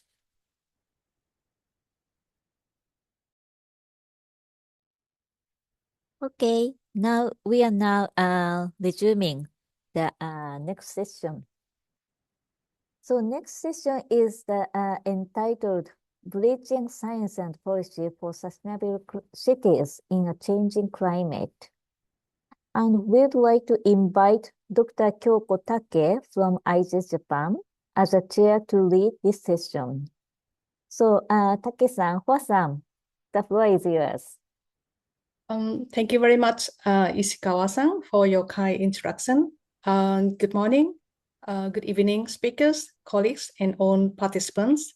My name is Kyoko Take from Institute for Global Environmental Strategies, Japan. And it's my pleasure to chair this section today. So this section focus on how scientific knowledge can be more effectively translated into the policy and action at the city level. So today's section brings together three complementary perspectives from India, Malaysia, and Europe. Exploring how scientific knowledge is translated into the urban climate policy and action across the different institutional contexts. And we are honored to have the three distinguished speakers joining us today, representing a range of the regional experience and research backgrounds. And we have Dr. Meena Pathas from Ahmedabad University, India. And we have Professor Ho Chin Song from University of Technology, Malaysia.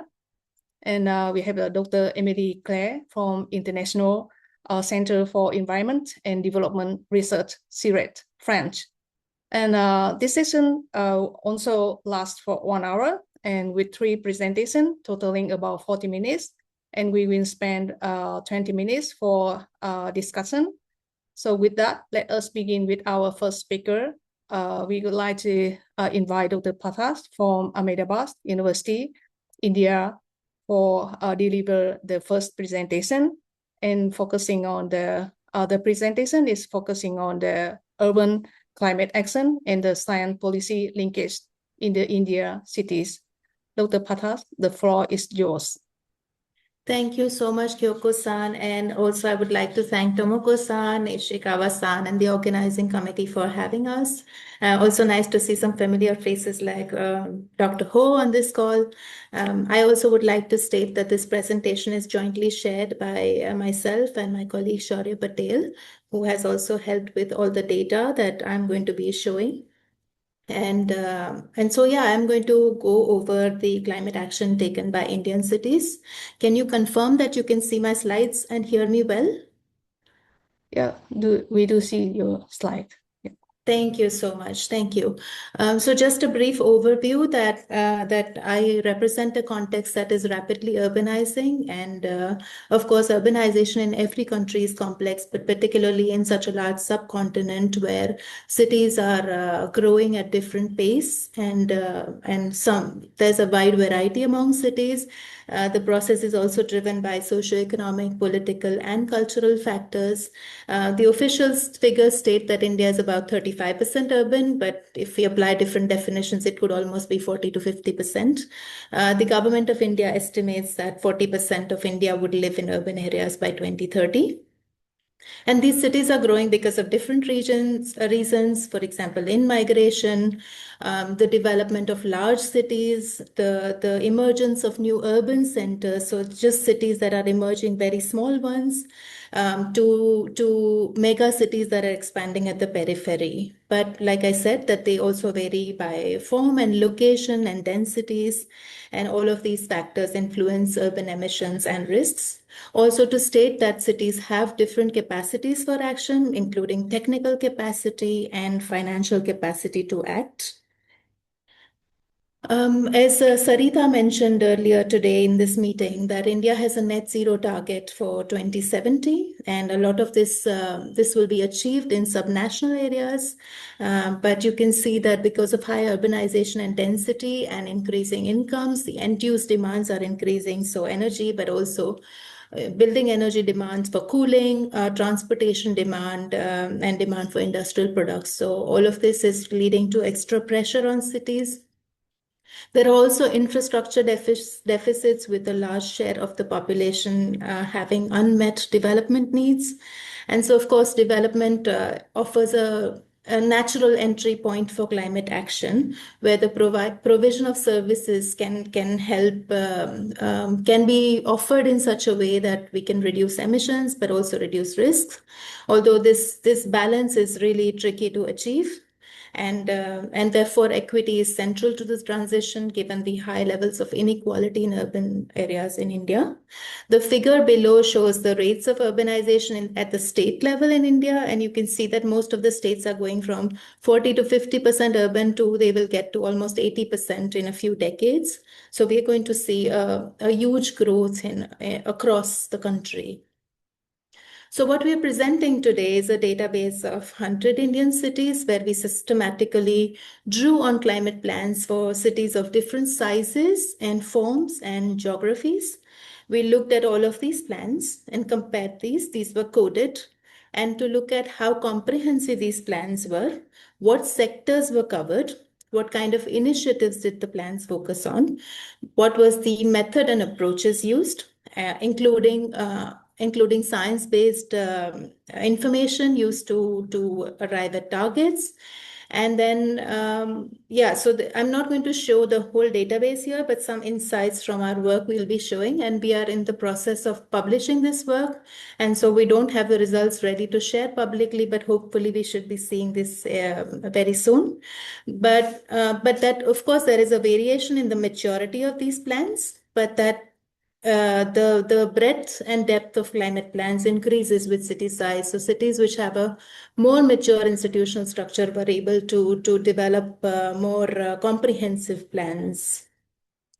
So I show you three plans here, not three plans really, but the net zero targets from Ahmedabad, Chennai, and Bangalore, all large cities. And you can see that all of these cities have very ambitious reduction targets from the base year, some going to 2070, some going to 2050. And the scenarios also vary.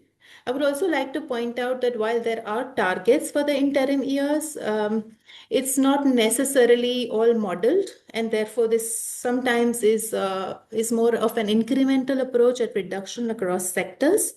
Some plans, for example, Chennai, you can see in the middle, shows the reductions for different sectors that's possible and for different time periods. But you can see on the left, Ahmedabad is just having a progressive decline, and it does not specify sectoral targets.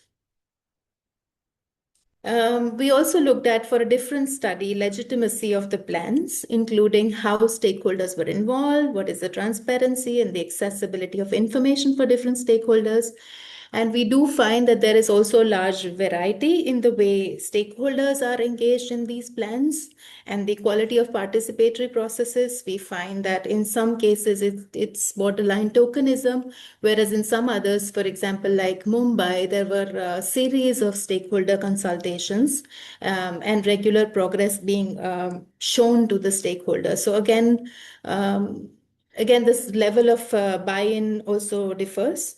On the right, we are showing you a few cities with their net zero years. And as I mentioned, they vary from 2030 and 2014, very ambitious cases, to going to align with India's national targets at 2070. We also looked at how comprehensive these plans were. So how many sectors did these cover? Whether there was an accounting of co-benefits, how strong was the linkage with development? And we find that though most of these plans covered and touched upon the sectors, and a lot of these plans also highlight co-benefits of climate action on air pollution, on health, on biodiversity, on well-being. We also find that these co-benefits were not quantified in many cases, so they were just qualitative co-benefits identified. Again, we did not see much evidence of trade-offs for climate actions, and we also did not see plans going to look at intersectoral or cross-sectoral strategies enabling multiple wins. So again, there is some progress, but not really fully harnessed, I would say. How are these plans governed? Well, we saw that most of the drivers were, so we are operating within a multi-level governance framework. So a lot of these are driven by national policies and funding. So for example, we have a national electric vehicle policy. Under this, there is targeted funding, and under which a lot of these state and city level initiatives have enabled electric vehicles to come into cities. Similarly, a lot of land use policies and decisions around energy, water, catchments are decided at the state level. So states also play an important role. And the cities, of course, are involved in the implementation. An interesting and important fact about these climate plans that we saw was the heavy involvement of non-state actors, including development agencies, international agencies, for example, like World Bank and Asian Development Bank, but also city networks who were instrumental in sort of working with cities, but also accelerating the development of these plans. And of course, there are benefits and side effects of such an arrangement as well, where we don't have much evidence of the city's buy-in on these plans, not all of them. On the right, we see that a lot of solar rooftops happen because of India's national policy, but also supported by state subsidies. Interestingly, in two or three of the large cities, climate budgeting is now mainstream. So cities have to report. Cities are allocating budgets for climate action, and this level of mainstreaming, I guess, is a very strong indicator of the intent of the city to act on climate.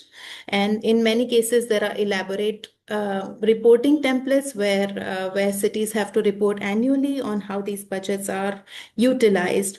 For example, in Chennai, there is dedicated budgets for sponge parks and green and blue infrastructure. So this is really a huge progress that we are seeing in the last 2 or 3 years.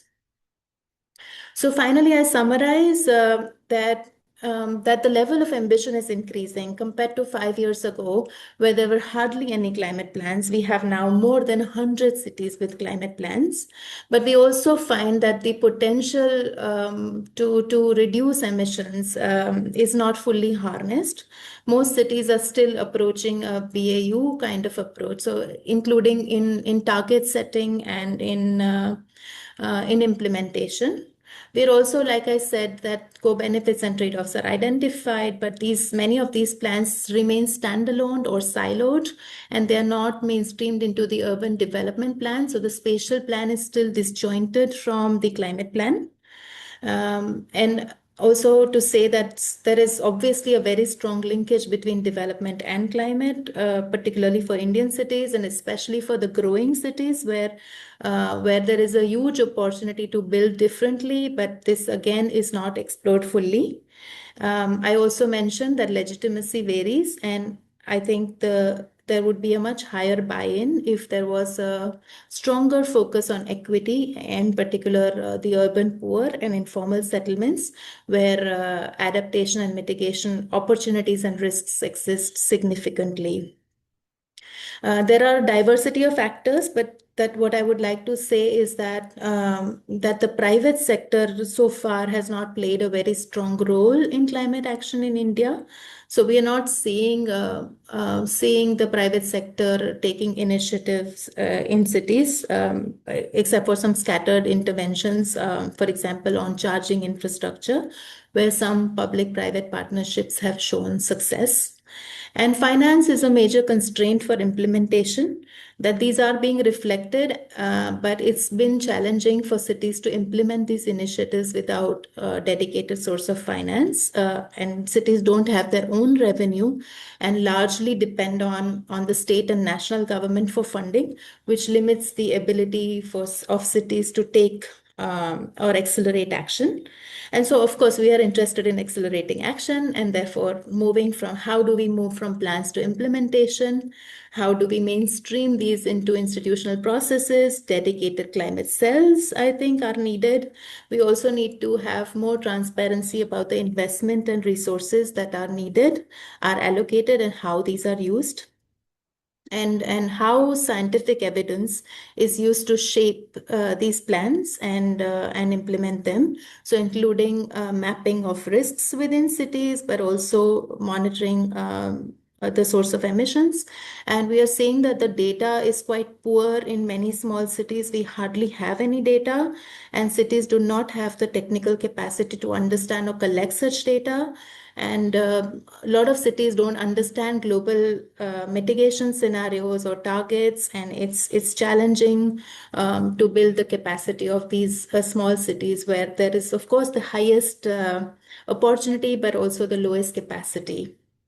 And therefore, I think the large cities will have to showcase these scalable models that can be adopted to the next tier of cities. These can be project-based interventions. These can be specific areas where cities, where common problems exist. These can also be integrated actions for mitigation and adaptation. My presentation is over, but I wanted to close with one last slide on the IPCC special report on climate change in cities, where we are also looking at some of these issues. And just that this might be of interest to the audience, that the first order draft is now complete and the authors are working on the second order draft. So by mid next year, you may see this draft and this will be open for public review. So we welcome your comments for this community who is interested in cities. We are already including many of these issues in the special report, but it would be nice to engage with the larger community. So thank you so much for listening, and over back to you. Good, Sam. Thank you very much, Dr. Patas, for the insightful presentation and for highlighting the science policy interface in the urban climate action from the perspective of the Indian cities. So we will now move to our second presentation. I would like to invite Professor Ho Chin Song from the University of Technology, Malaysia, and who will share the insight from the Malaysian context. So Professor Ho, the floor is yours. Thank you so much, Dr. Take. A very good morning and a good evening to all. I'm Ho from Malaysia, University of Technology Malaysia, and really happy to knowledge share with you all here today, and also thank you for inviting me for this important event. Can I have my first slide, please?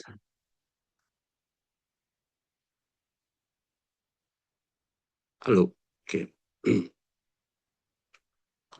Yes, my topic actually focused very much on bridging the science and policy for sustainable cities in the changing climate, the case of Malaysian cities. Malaysia used to use the target setting of 45% reduction by the year of 2030, using a base year of 2005.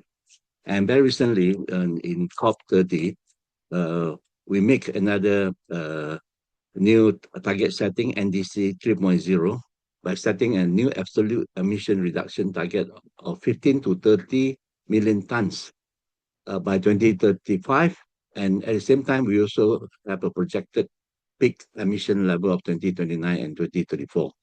And this have been used also now in our modeling target setting as well.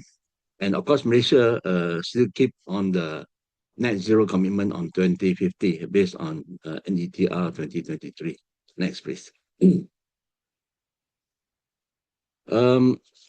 To start off with, I also like to highlight that actually the science to action have always been the methodology used in all our climate action plan or blueprint.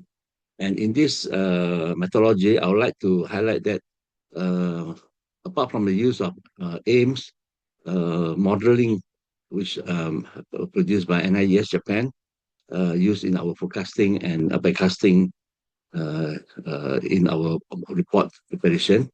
I would like to highlight 4 key points here. In this approach, one of the very important one is the stakeholders engagement. So this is a very bottom-up approach. I think in order to ensure effective implementation, stakeholders engagement or effective stakeholders engagement are important. In our context, we call it as a focus group discussion. Second point is, I think with that focus group discussion, the LCS mindset buy-in is another important component in the Malaysian context of city. Because we like to have a buy-in from all various stakeholders, private sectors, the government, as well as the public. And the third point is the use of smart cities, AI or IoT technologies in our incentive or in our measures to cut down carbon. And the fourth point I'd like to highlight is the scalable contact, how we work this climate action plan from building level to the neighborhood level and to the regional level until state and national level. And the fifth point is we also believe in city-to-city collaboration, with international collaboration especially, and we work a lot with Japanese cities and other European cities as well. And this slide shows the map of Malaysia, and these are some of the examples that we have done on carbon or GHG emission target setting for various cities that we have done together with the mayors. Next, please. First, I would like to illustrate how our effort on bridging science and policy using this AIMS model. The first case is actually when we developed our low carbon society blueprint for Iskandar, Malaysia, a very fast growing region in Malaysia, southern part of Malaysia next to Singapore. And we started with LCS blueprint or low carbon society blueprint. And with that, we translate those blueprint into action plan for 5 local authorities within the region. And also, we carry out so-called very detailed implementable tools for action. That is, in this case, we call case B detailed manual, how to make a city green or how to make building green at one of the manual that we have, and how to make development green, manual 2, and how to make city green, manual 3. And apart from that, we also have a stock taking and monitoring work carried out for this region. And by doing that, actually, we have been keeping this so-called monitoring exercise right from 2016 until today. The second example is actually we involve following up from the LCS blueprint, we go into climate action plan. This is where we do the calculation of GHG emission, target setting, mitigation measure, as well as adaptation. So you can see there is additional pillars now. We have considered adaptation plan in our planning. Next, please. So far we have done 10 cities. You can see the 10 cities listed here and 1 economic region. So every cities will have a target setting for each city by the year of 2030 or some 2035, so that the mayors would able to monitor their cities' emission GHG inventory against the target that they have set. Next, please. The third important point I'd like to highlight is we have been actively pushing for a mainstreaming of climate action plan into a local development plan. I think this is very important because a lot of our development plan done in silo. So what we are going to do in the case of Malaysia is how do we integrate climate action plan together with this development plan so that the climate action plan can become a statutory plan when it comes to implementation. And this is so-called the PDCA cycle, how it can be done. We have version 1 and version 3. Next, please. I will illustrate 4 examples. One is actually how do you mainstream this climate action plan in one of the district plan, and this is where we have done for a district of Muar, a royal town, a very popular tourist area, and we came out with 58 proposals of low carbon measures, and this is what do we call that mainstream into the 13 main sectors. Next, please. Of course, one of the very important one is the land use planning. How do we promote overall spatial concept of promoting more compact development as well as more public transport reliant based kind of transportation system. Next, please. Then the second example is we are now doing currently is with a second biggest city, Johor Bahru, which is just next to Singapore. We are now working into one chapter, special chapter under the title of Smart and Low Carbon City, whereby in this particular mainstreaming, we focus very much on the greenhouse gas emission. Second dimension, we focus on the land use cover, and third on community, and fourth on smart cities. You can see that actually this approach is very much a kind of focused acceleration, whereby in this particular city, we try to focus on 4 main areas. And I'll move to the next example to show how the next cities are done. Next, please. Okay, this is another illustration how this is done in terms of the pilot zone, whereby cities, example of how that can be implemented in some of the very specific area in the case of Lakin and go on. Next, please. The second case actually is on Iskandar Putri. This is another local plan whereby we follow very much on the kind of GCOM model where we set target, we provide current carbon footprint, the baseline, and finally we come up with a spatial solution. And spatial solutions are incorporated in this development plan. Next, please. And these are 4 strategies that have been outlined, focusing on 1, energy, secondly, on mobility, thirdly, on green space or carbon sink, and fourthly, on community. And some of the examples are illustrated in the spatial or in the development plan policies, as shown on the right-hand side of the diagram. Next, please.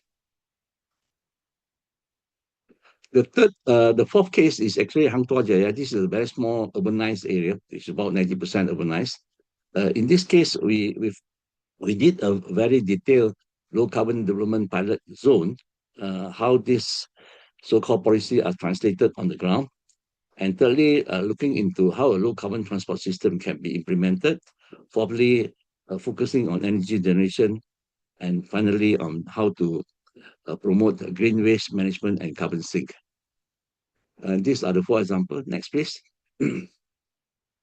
And we, as I mentioned earlier, it's important for the mayors or for the implementers to able to translate them on the space or on the ground, whereby we have zone or so-called detailed planning on how this can be done on the ground for development control as well as for planning purposes. Next, please. So based on the example on the 4 cases that I have shown just now, it's important to sum up a few points here. One is ensuring immediate mainstreaming and strict enforcement of low carbon action plan. This is whereby a long-term plan of 2050 carbon neutrality must be translated into a short-term plan of 2030 or 2035. This is very important so that the mayors able to implement effectively rather than looking at the 2050 target. Secondly, utilize a detailed GHG inventory and scenario planning, especially to accelerate capital investment in circular design, operational energy reduction, and low carbon building practice. This is basically to focus on, we call a focus acceleration of low carbon initiatives for the cities. And finally, it's also important that we must commit to a sustainable, inclusive community. This is a development of a low carbon society to enable we can mobilize the public sector as well as the citizen to ensure that this awareness of low carbon or low carbon transition can achieve, and also with social equality. Next, I think this is the last slide. Thank you very much. Yeah, back to the chairman.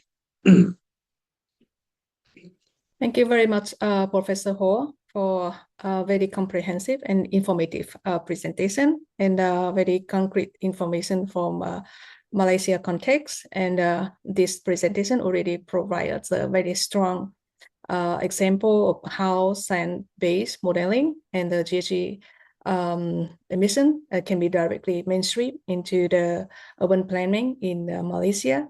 So I would like to move to the final speaker, Dr. Emily Claire from the CIRET France, who will present research on the urban climate adaptation and the role of scientific expertise in the city decision-making.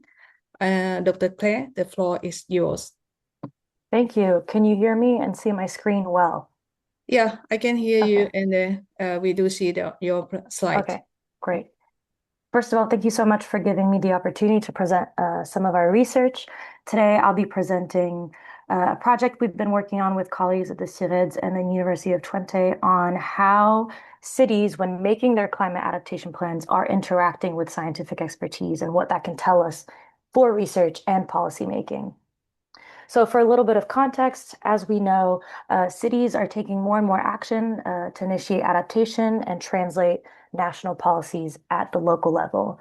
However, especially in Europe, some research shows that even though the quality of plans is increasing, it's still not enough, and there's a gap between scientific findings and what is being done. Additionally, strategies developed by cities differ strongly from one city to another without any clear pattern. And so that's what we're interested in, is how cities are seeking and their information and the data and the science for their climate adaptation plans. And so the research question that we're asking ourselves here is, where and how do cities seek this expertise when they're making their plans and their adaptation plans? And here we're going to focus on academia. This is a big project with a lot of results, so we'll try to keep it quick, but you can ask, of course, your questions later. And some sub-questions that we asked ourselves are, is there a specific internal process for this? Is it the same from city to city? Why do some cities interact with some actors over others for this type of knowledge? And finally, what role does academia play here? A brief literature review is that we know for climate research, there is increasing need and want to co-produce knowledge with the city, not only at the local level with local knowledge, indigenous knowledge, practitioner knowledge, but also engaging with the research community. And so this brings us to our big question of the role of research in public decision-making, which has been studied for a very long time, at least since the beginning of the 20th century.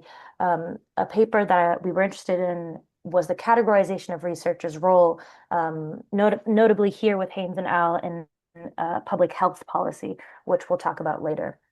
At the national scale, there has been some literature on the enabling criteria of science and policy interaction, such as funding, the time, the background of government officials, At the local scale, there's not that type of research, but there is literature saying that there's a changing need of the role of science in regards to authorities in climate adaptation. So policymakers are asking researchers to help translate some research at the local level for climate policy. So the researcher is no longer in their lab doing their research. They're also asked to come out and do the policy with the city.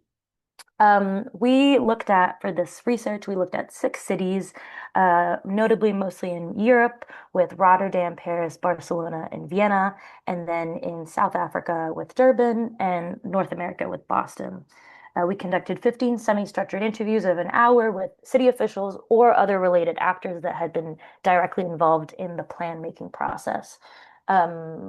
We also complemented this with some documentary research, doing some discourse analysis on these adaptation plans themselves, looking how scientific expertise was mentioned, and how they were talking about it. So our main findings and key messages, there are a lot, so I'll keep it brief, and of course you can ask your questions later. Overall, we have 4 common actors that are always involved in the plan-making process. So here I'm differentiating the plan-making process and the implementation phase, of course. So the city administration is always there, either as a project manager or as a knowledge creator or gatherer, let's say. The local research community is also involved. Consultancy firms of the private sector is very present, especially with the procurement process, where if a city project goes over a certain budget, the procurement process goes ahead and there's a bid, and private consultancies are usually the ones that are answering these bids. And so in that way, they have a big role in this plan-making process. And finally, we have public and nonprofit expertise institutions such as the meteorological services and NGOs that partake in the creation or in the diffusion of knowledge for these plan-making processes. This is a quick example of Boston. I won't explain everything, but this is to show you the intricacies of all the actors present and what they're doing. So you have from knowledge gathering to knowledge processing and writing and publishing of the plan. You can see in purple that academia was quite present in making the vulnerability assessment and gathering the knowledge, and then they pass that on to the private sector in yellow through consultancies that made the plan and the measures, analyzed the vulnerability assessment with the city, and made the measures and wrote and published with the city, who was less of a knowledge bringer, but more of a project manager here. And we've seen this with the previous presentations, also depends on capacity of the city. This big table shows you a bit of the role and how cities were interacting with these different actors. So either through a procurement process, some type of other contract, informally, or through a network. You can see that some for the consultants and the others, it's quite homogenous. So we have a lot of procurement processes, obviously. Internally, there's not a lot of knowledge creation. But what's interesting here, and where you can see the different colors, is the research sector. You can see that there are loads of different ways to interact with research, not only through just informal ways or contracting or networks, and also a lot of different things that research is doing. They're providing information and guidance at different stages of the plan-making process, which is different to the other types of actors. What we also found is that researchers, it wasn't just, there's lots of different types of entities representing the research community. Individual researchers, consortiums of researchers, research networks, local universities. So we can make the conclusion here that academia has a heterogeneous role in this plan-making process, because what we think is that there is no legal framework, there's no procurement process that links research to planning, and therefore cities can choose however they want to interact with research. And this gives us an insight on what cities are expecting from research in their adaptation plans. A couple of factors that enable or disable the interaction with academia are first and foremost political. So the political dynamics within the city. If the person that is in charge, the elected official that is in charge of the plan, depends on their priorities. If they don't really want to interact with research, if they want to look at something else, that will affect the interaction with academia. Also, the very logistical aspect of the time pressure and detail level of the plan. We know that the private sector and that research have very different timelines in terms of how they do their research, and that will affect. If you have a couple months to do your adaptation plan, it'll be very different. You probably won't go to the research academia for that. And of course, as I was saying, as I mentioned, and what's really important here is the legal obligation. If your plan surpasses a different budget, you'll have to interact with, for example, the private sector, probably. Also, what's interesting here as a criteria is the culture of expertise of the city. What is seen as the most neutral, as the most, it's the most neutral type of expertise. Some cities went to the private sector because they thought that that was the most neutral expertise that they could find also. What's interesting here is also the background of policymakers will have an impact on what type of expertise they're seeking. So if a policymaker has a background in the private sector, they'll maybe be a more practitioner knowledge, versus if you have a PhD, your policymaker has a PhD in a local university, those informal links will already be created and therefore impact how you'll interact with academia. And finally, related is the local knowledge ecosystem. Is there a strong research actor network here that's in play and that can help with the policymaking process? And most importantly, are there boundary organizations? So boundary organizations are entities that will translate, specifically their role is to translate science into policymaking and help with that, dissecting maybe the complicated words of research papers into more feasible policy. And finally, we uncovered through these interviews and the documentary analysis what we think is added value of research in the planning process and adaptation.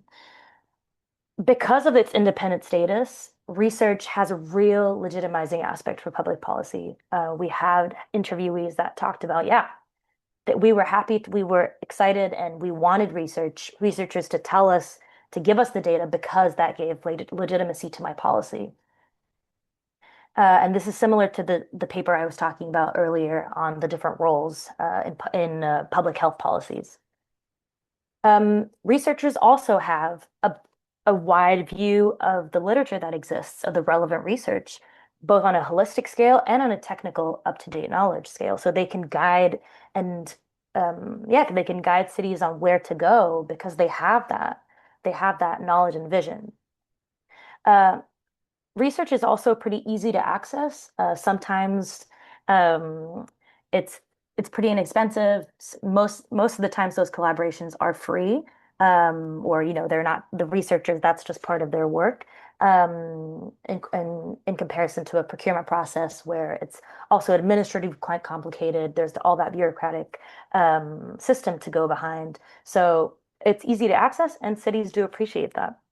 And finally, with Paris, we had the methodology aspect that was important and valued in research, is the researchers are able to manipulate large amounts of data and create transversal methods. However, you see it in the city names that Rotterdam doesn't appear.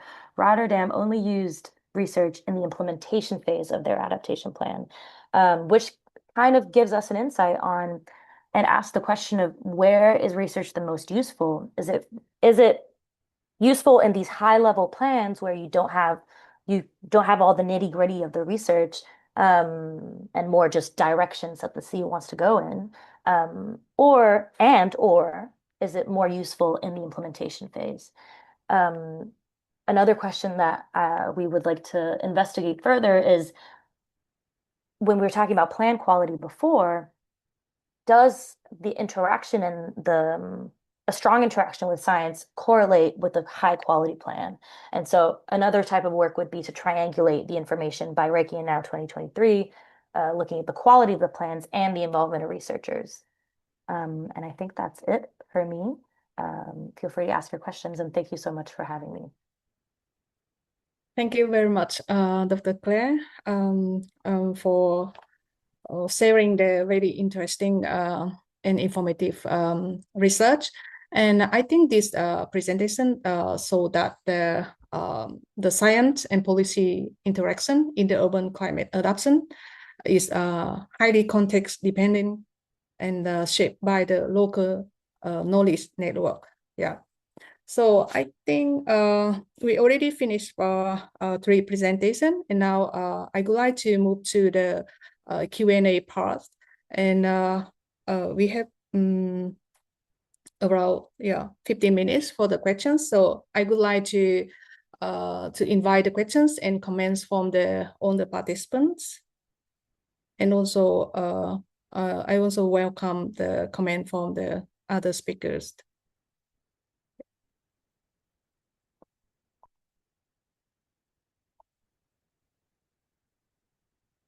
I think from the questions and answer. So we have the questions from the Masaki Nagamura for Dr. Pathak.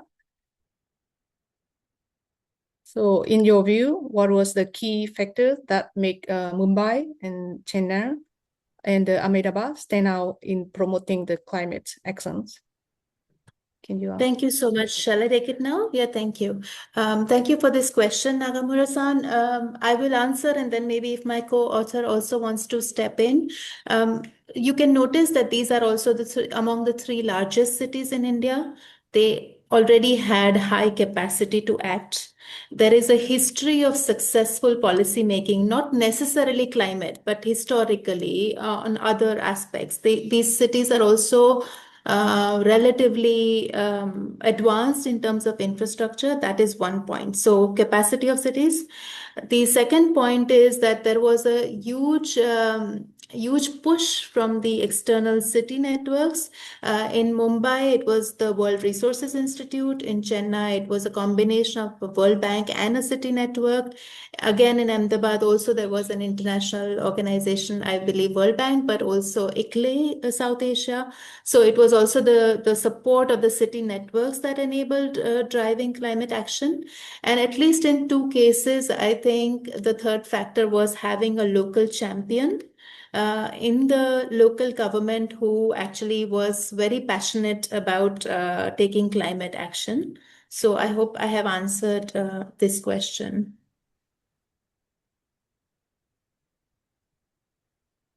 Thank you very much. So we got another questions from the attendee to Dr. Claire. That yeah. So can you read the question and answer part, or Yeah, I can would do you that. like me to No, I can do it. okay. At the intersection of research implementation, what has been useful to enable the links with policymakers? How can researchers actually approach government to make plans? What was that identified in your research? Thank you. So what I think are the strongest links in terms of research and policymaking are those informal. So there's the informal and the formal links with research, either with the background, what Dr. Pathak was saying on the champions. If somebody, what I was saying with the background of the policymaker, if they had that background in research, that also created those first links with research and academia, and that helped it tremendously, and that created those informal links, which created institutionalized relationships with the city. So I think having a champion also in that research field, the bridging that research and policy gap is really important. What we saw with Vienna is that the city, so I'm assuming you're asking that question from a researcher point of view of how you can help, or how you can suggest and help out your city with that. But it felt like it was really city driven, that interaction with research. So for example, the city of Vienna had institutionalized at the department, they had a department that makes that links with local universities. And nationally, they also have what we call the boundary organization that made links between cities and relevant research. And at the city level, what I was saying, if you had somebody that was already in research, that was more helpful. But there weren't many cases where researchers, well, there was a strong collaboration between the city and the research that emanated from a researcher asking or going towards the city with their research, if that makes sense.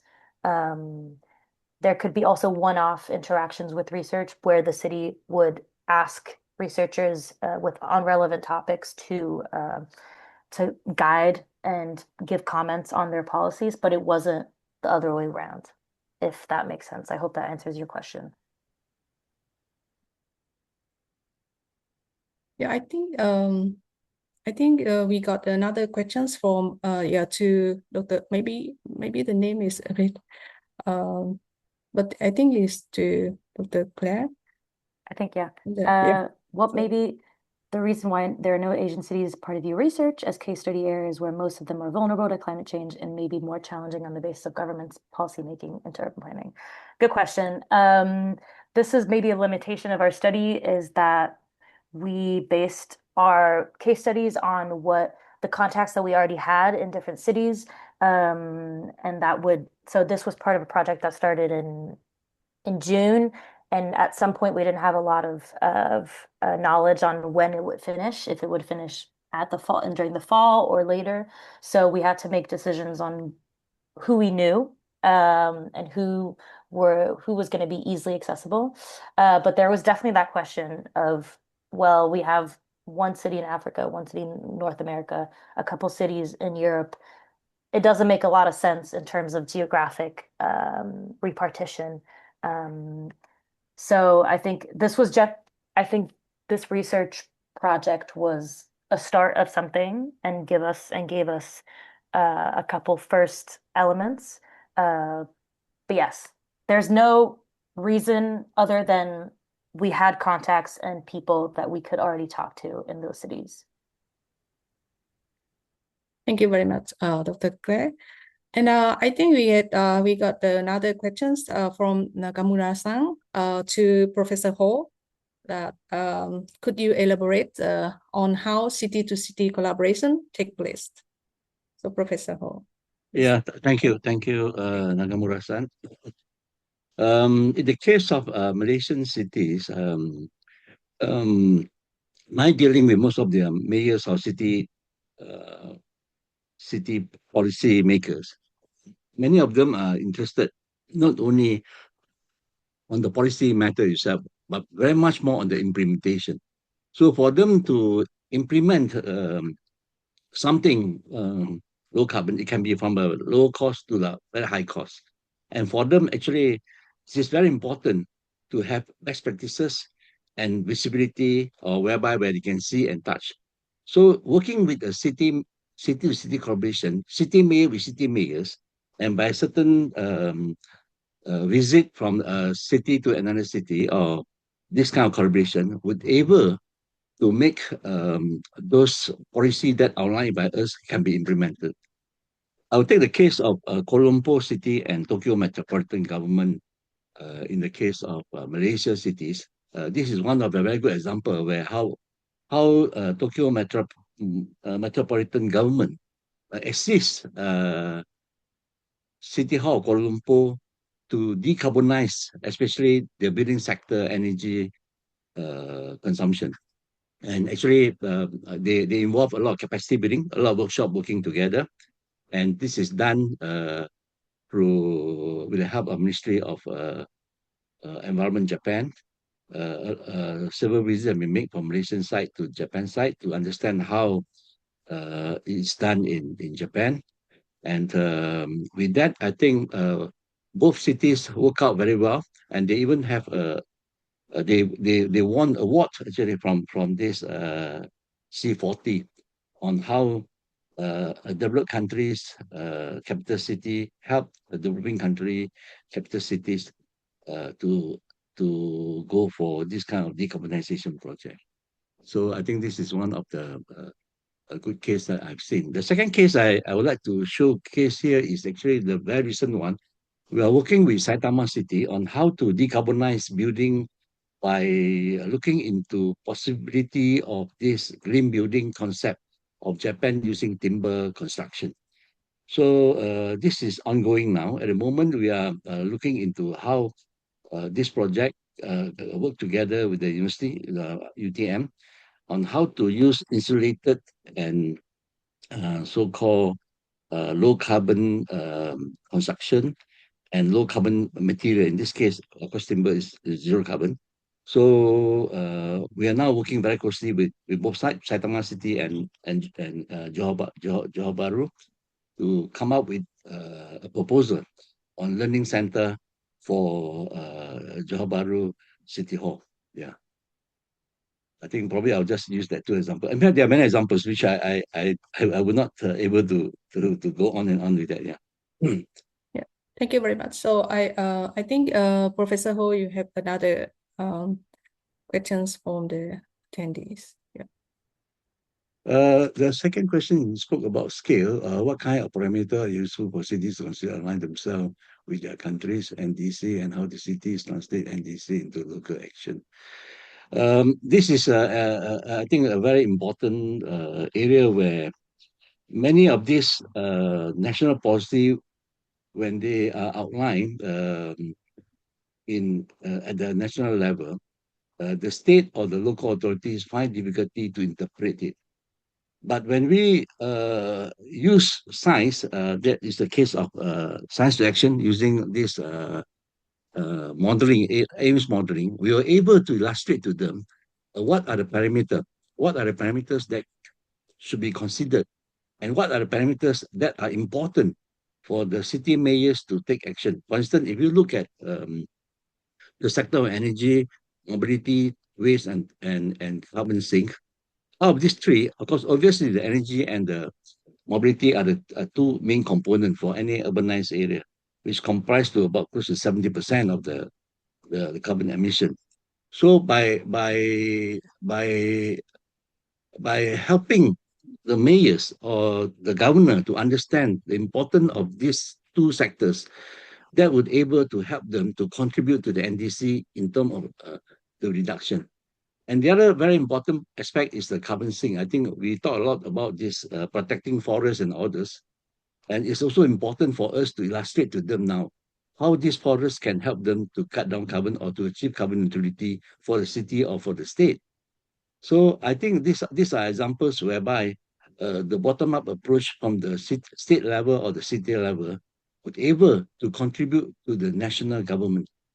Currently, I think this is happening, especially for those cities that we are working together, because I think the awareness or the buy-in from the mayors and the state governors are there now. They begin to understand this is how carbon emission come about, the basic understanding of 101 carbon calculation. And I think this is important for every state or mayors to understand.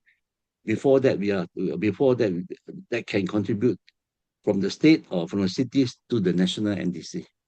I think that this is probably from my little experience with all the city mayor policies maker, I begin to realize these are the things that we are lacking. Thank you very much, Professor Ho. And we got the questions to Dr. Pathak. Thank you so much, Marvin. Thank you so much, Marvin, for your question. In fact, it is the other way around. You say that too much autonomy is given to local cities. I would just say that in the case of India, Indian cities do not have autonomy.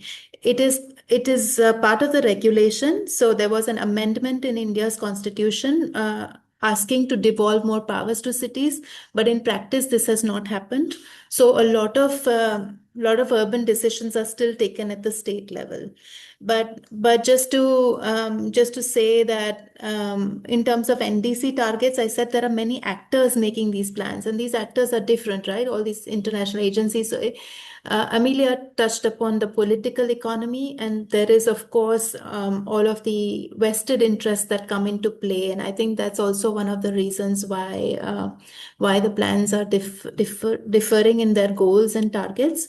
And the third is that some cities have taken more ambitious action. So in the sense that some cities have targets that are ahead of national targets, and this just reflects the level of ambition of the cities, which might have to do with having local champions, etc. So I hope that answers your question.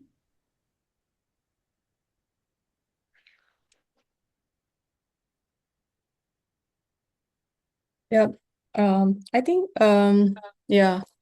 Thank you very much for the questions from the participant. I think another comment from the. Excuse me, can I add to Manal's answer for Marvin's question? Yeah, please.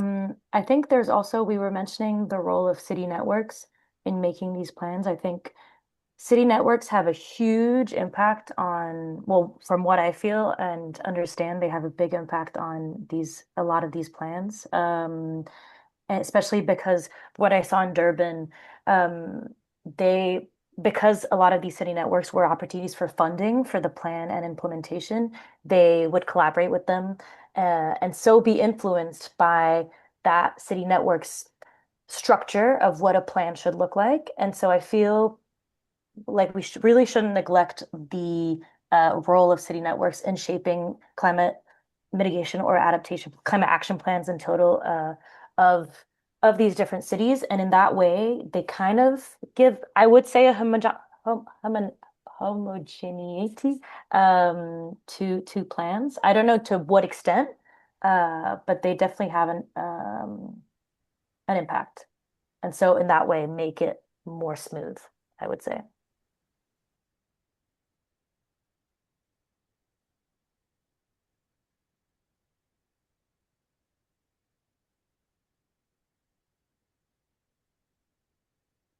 Do you have any?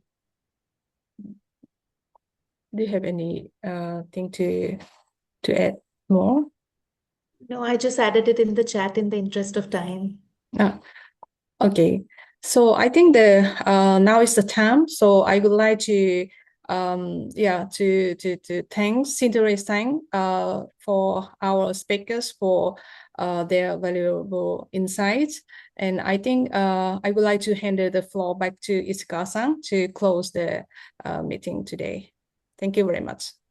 Thank you very much. And thank you very much to Dr. Take, Hoa-san, and Minaru-san, and then Professor Ho and Amelie-san for such a very insightful and then how to say the very interactive session. So this concludes our program for the day one. And thank you very much all for your active participation. So we resume tomorrow, that the 19th December, at the same time that 10 a.m. in the Central Europe time, and then the 6 p.m. in Japanese time. So day two, we're focusing on the global stocktake and then the public participation and then the future research agenda. So we look forward to seeing you again online tomorrow. So thank you very much. Thank you so much. Bye-bye, everybody. Thank you. Yeah, bye-bye. Bye-bye. Thank you.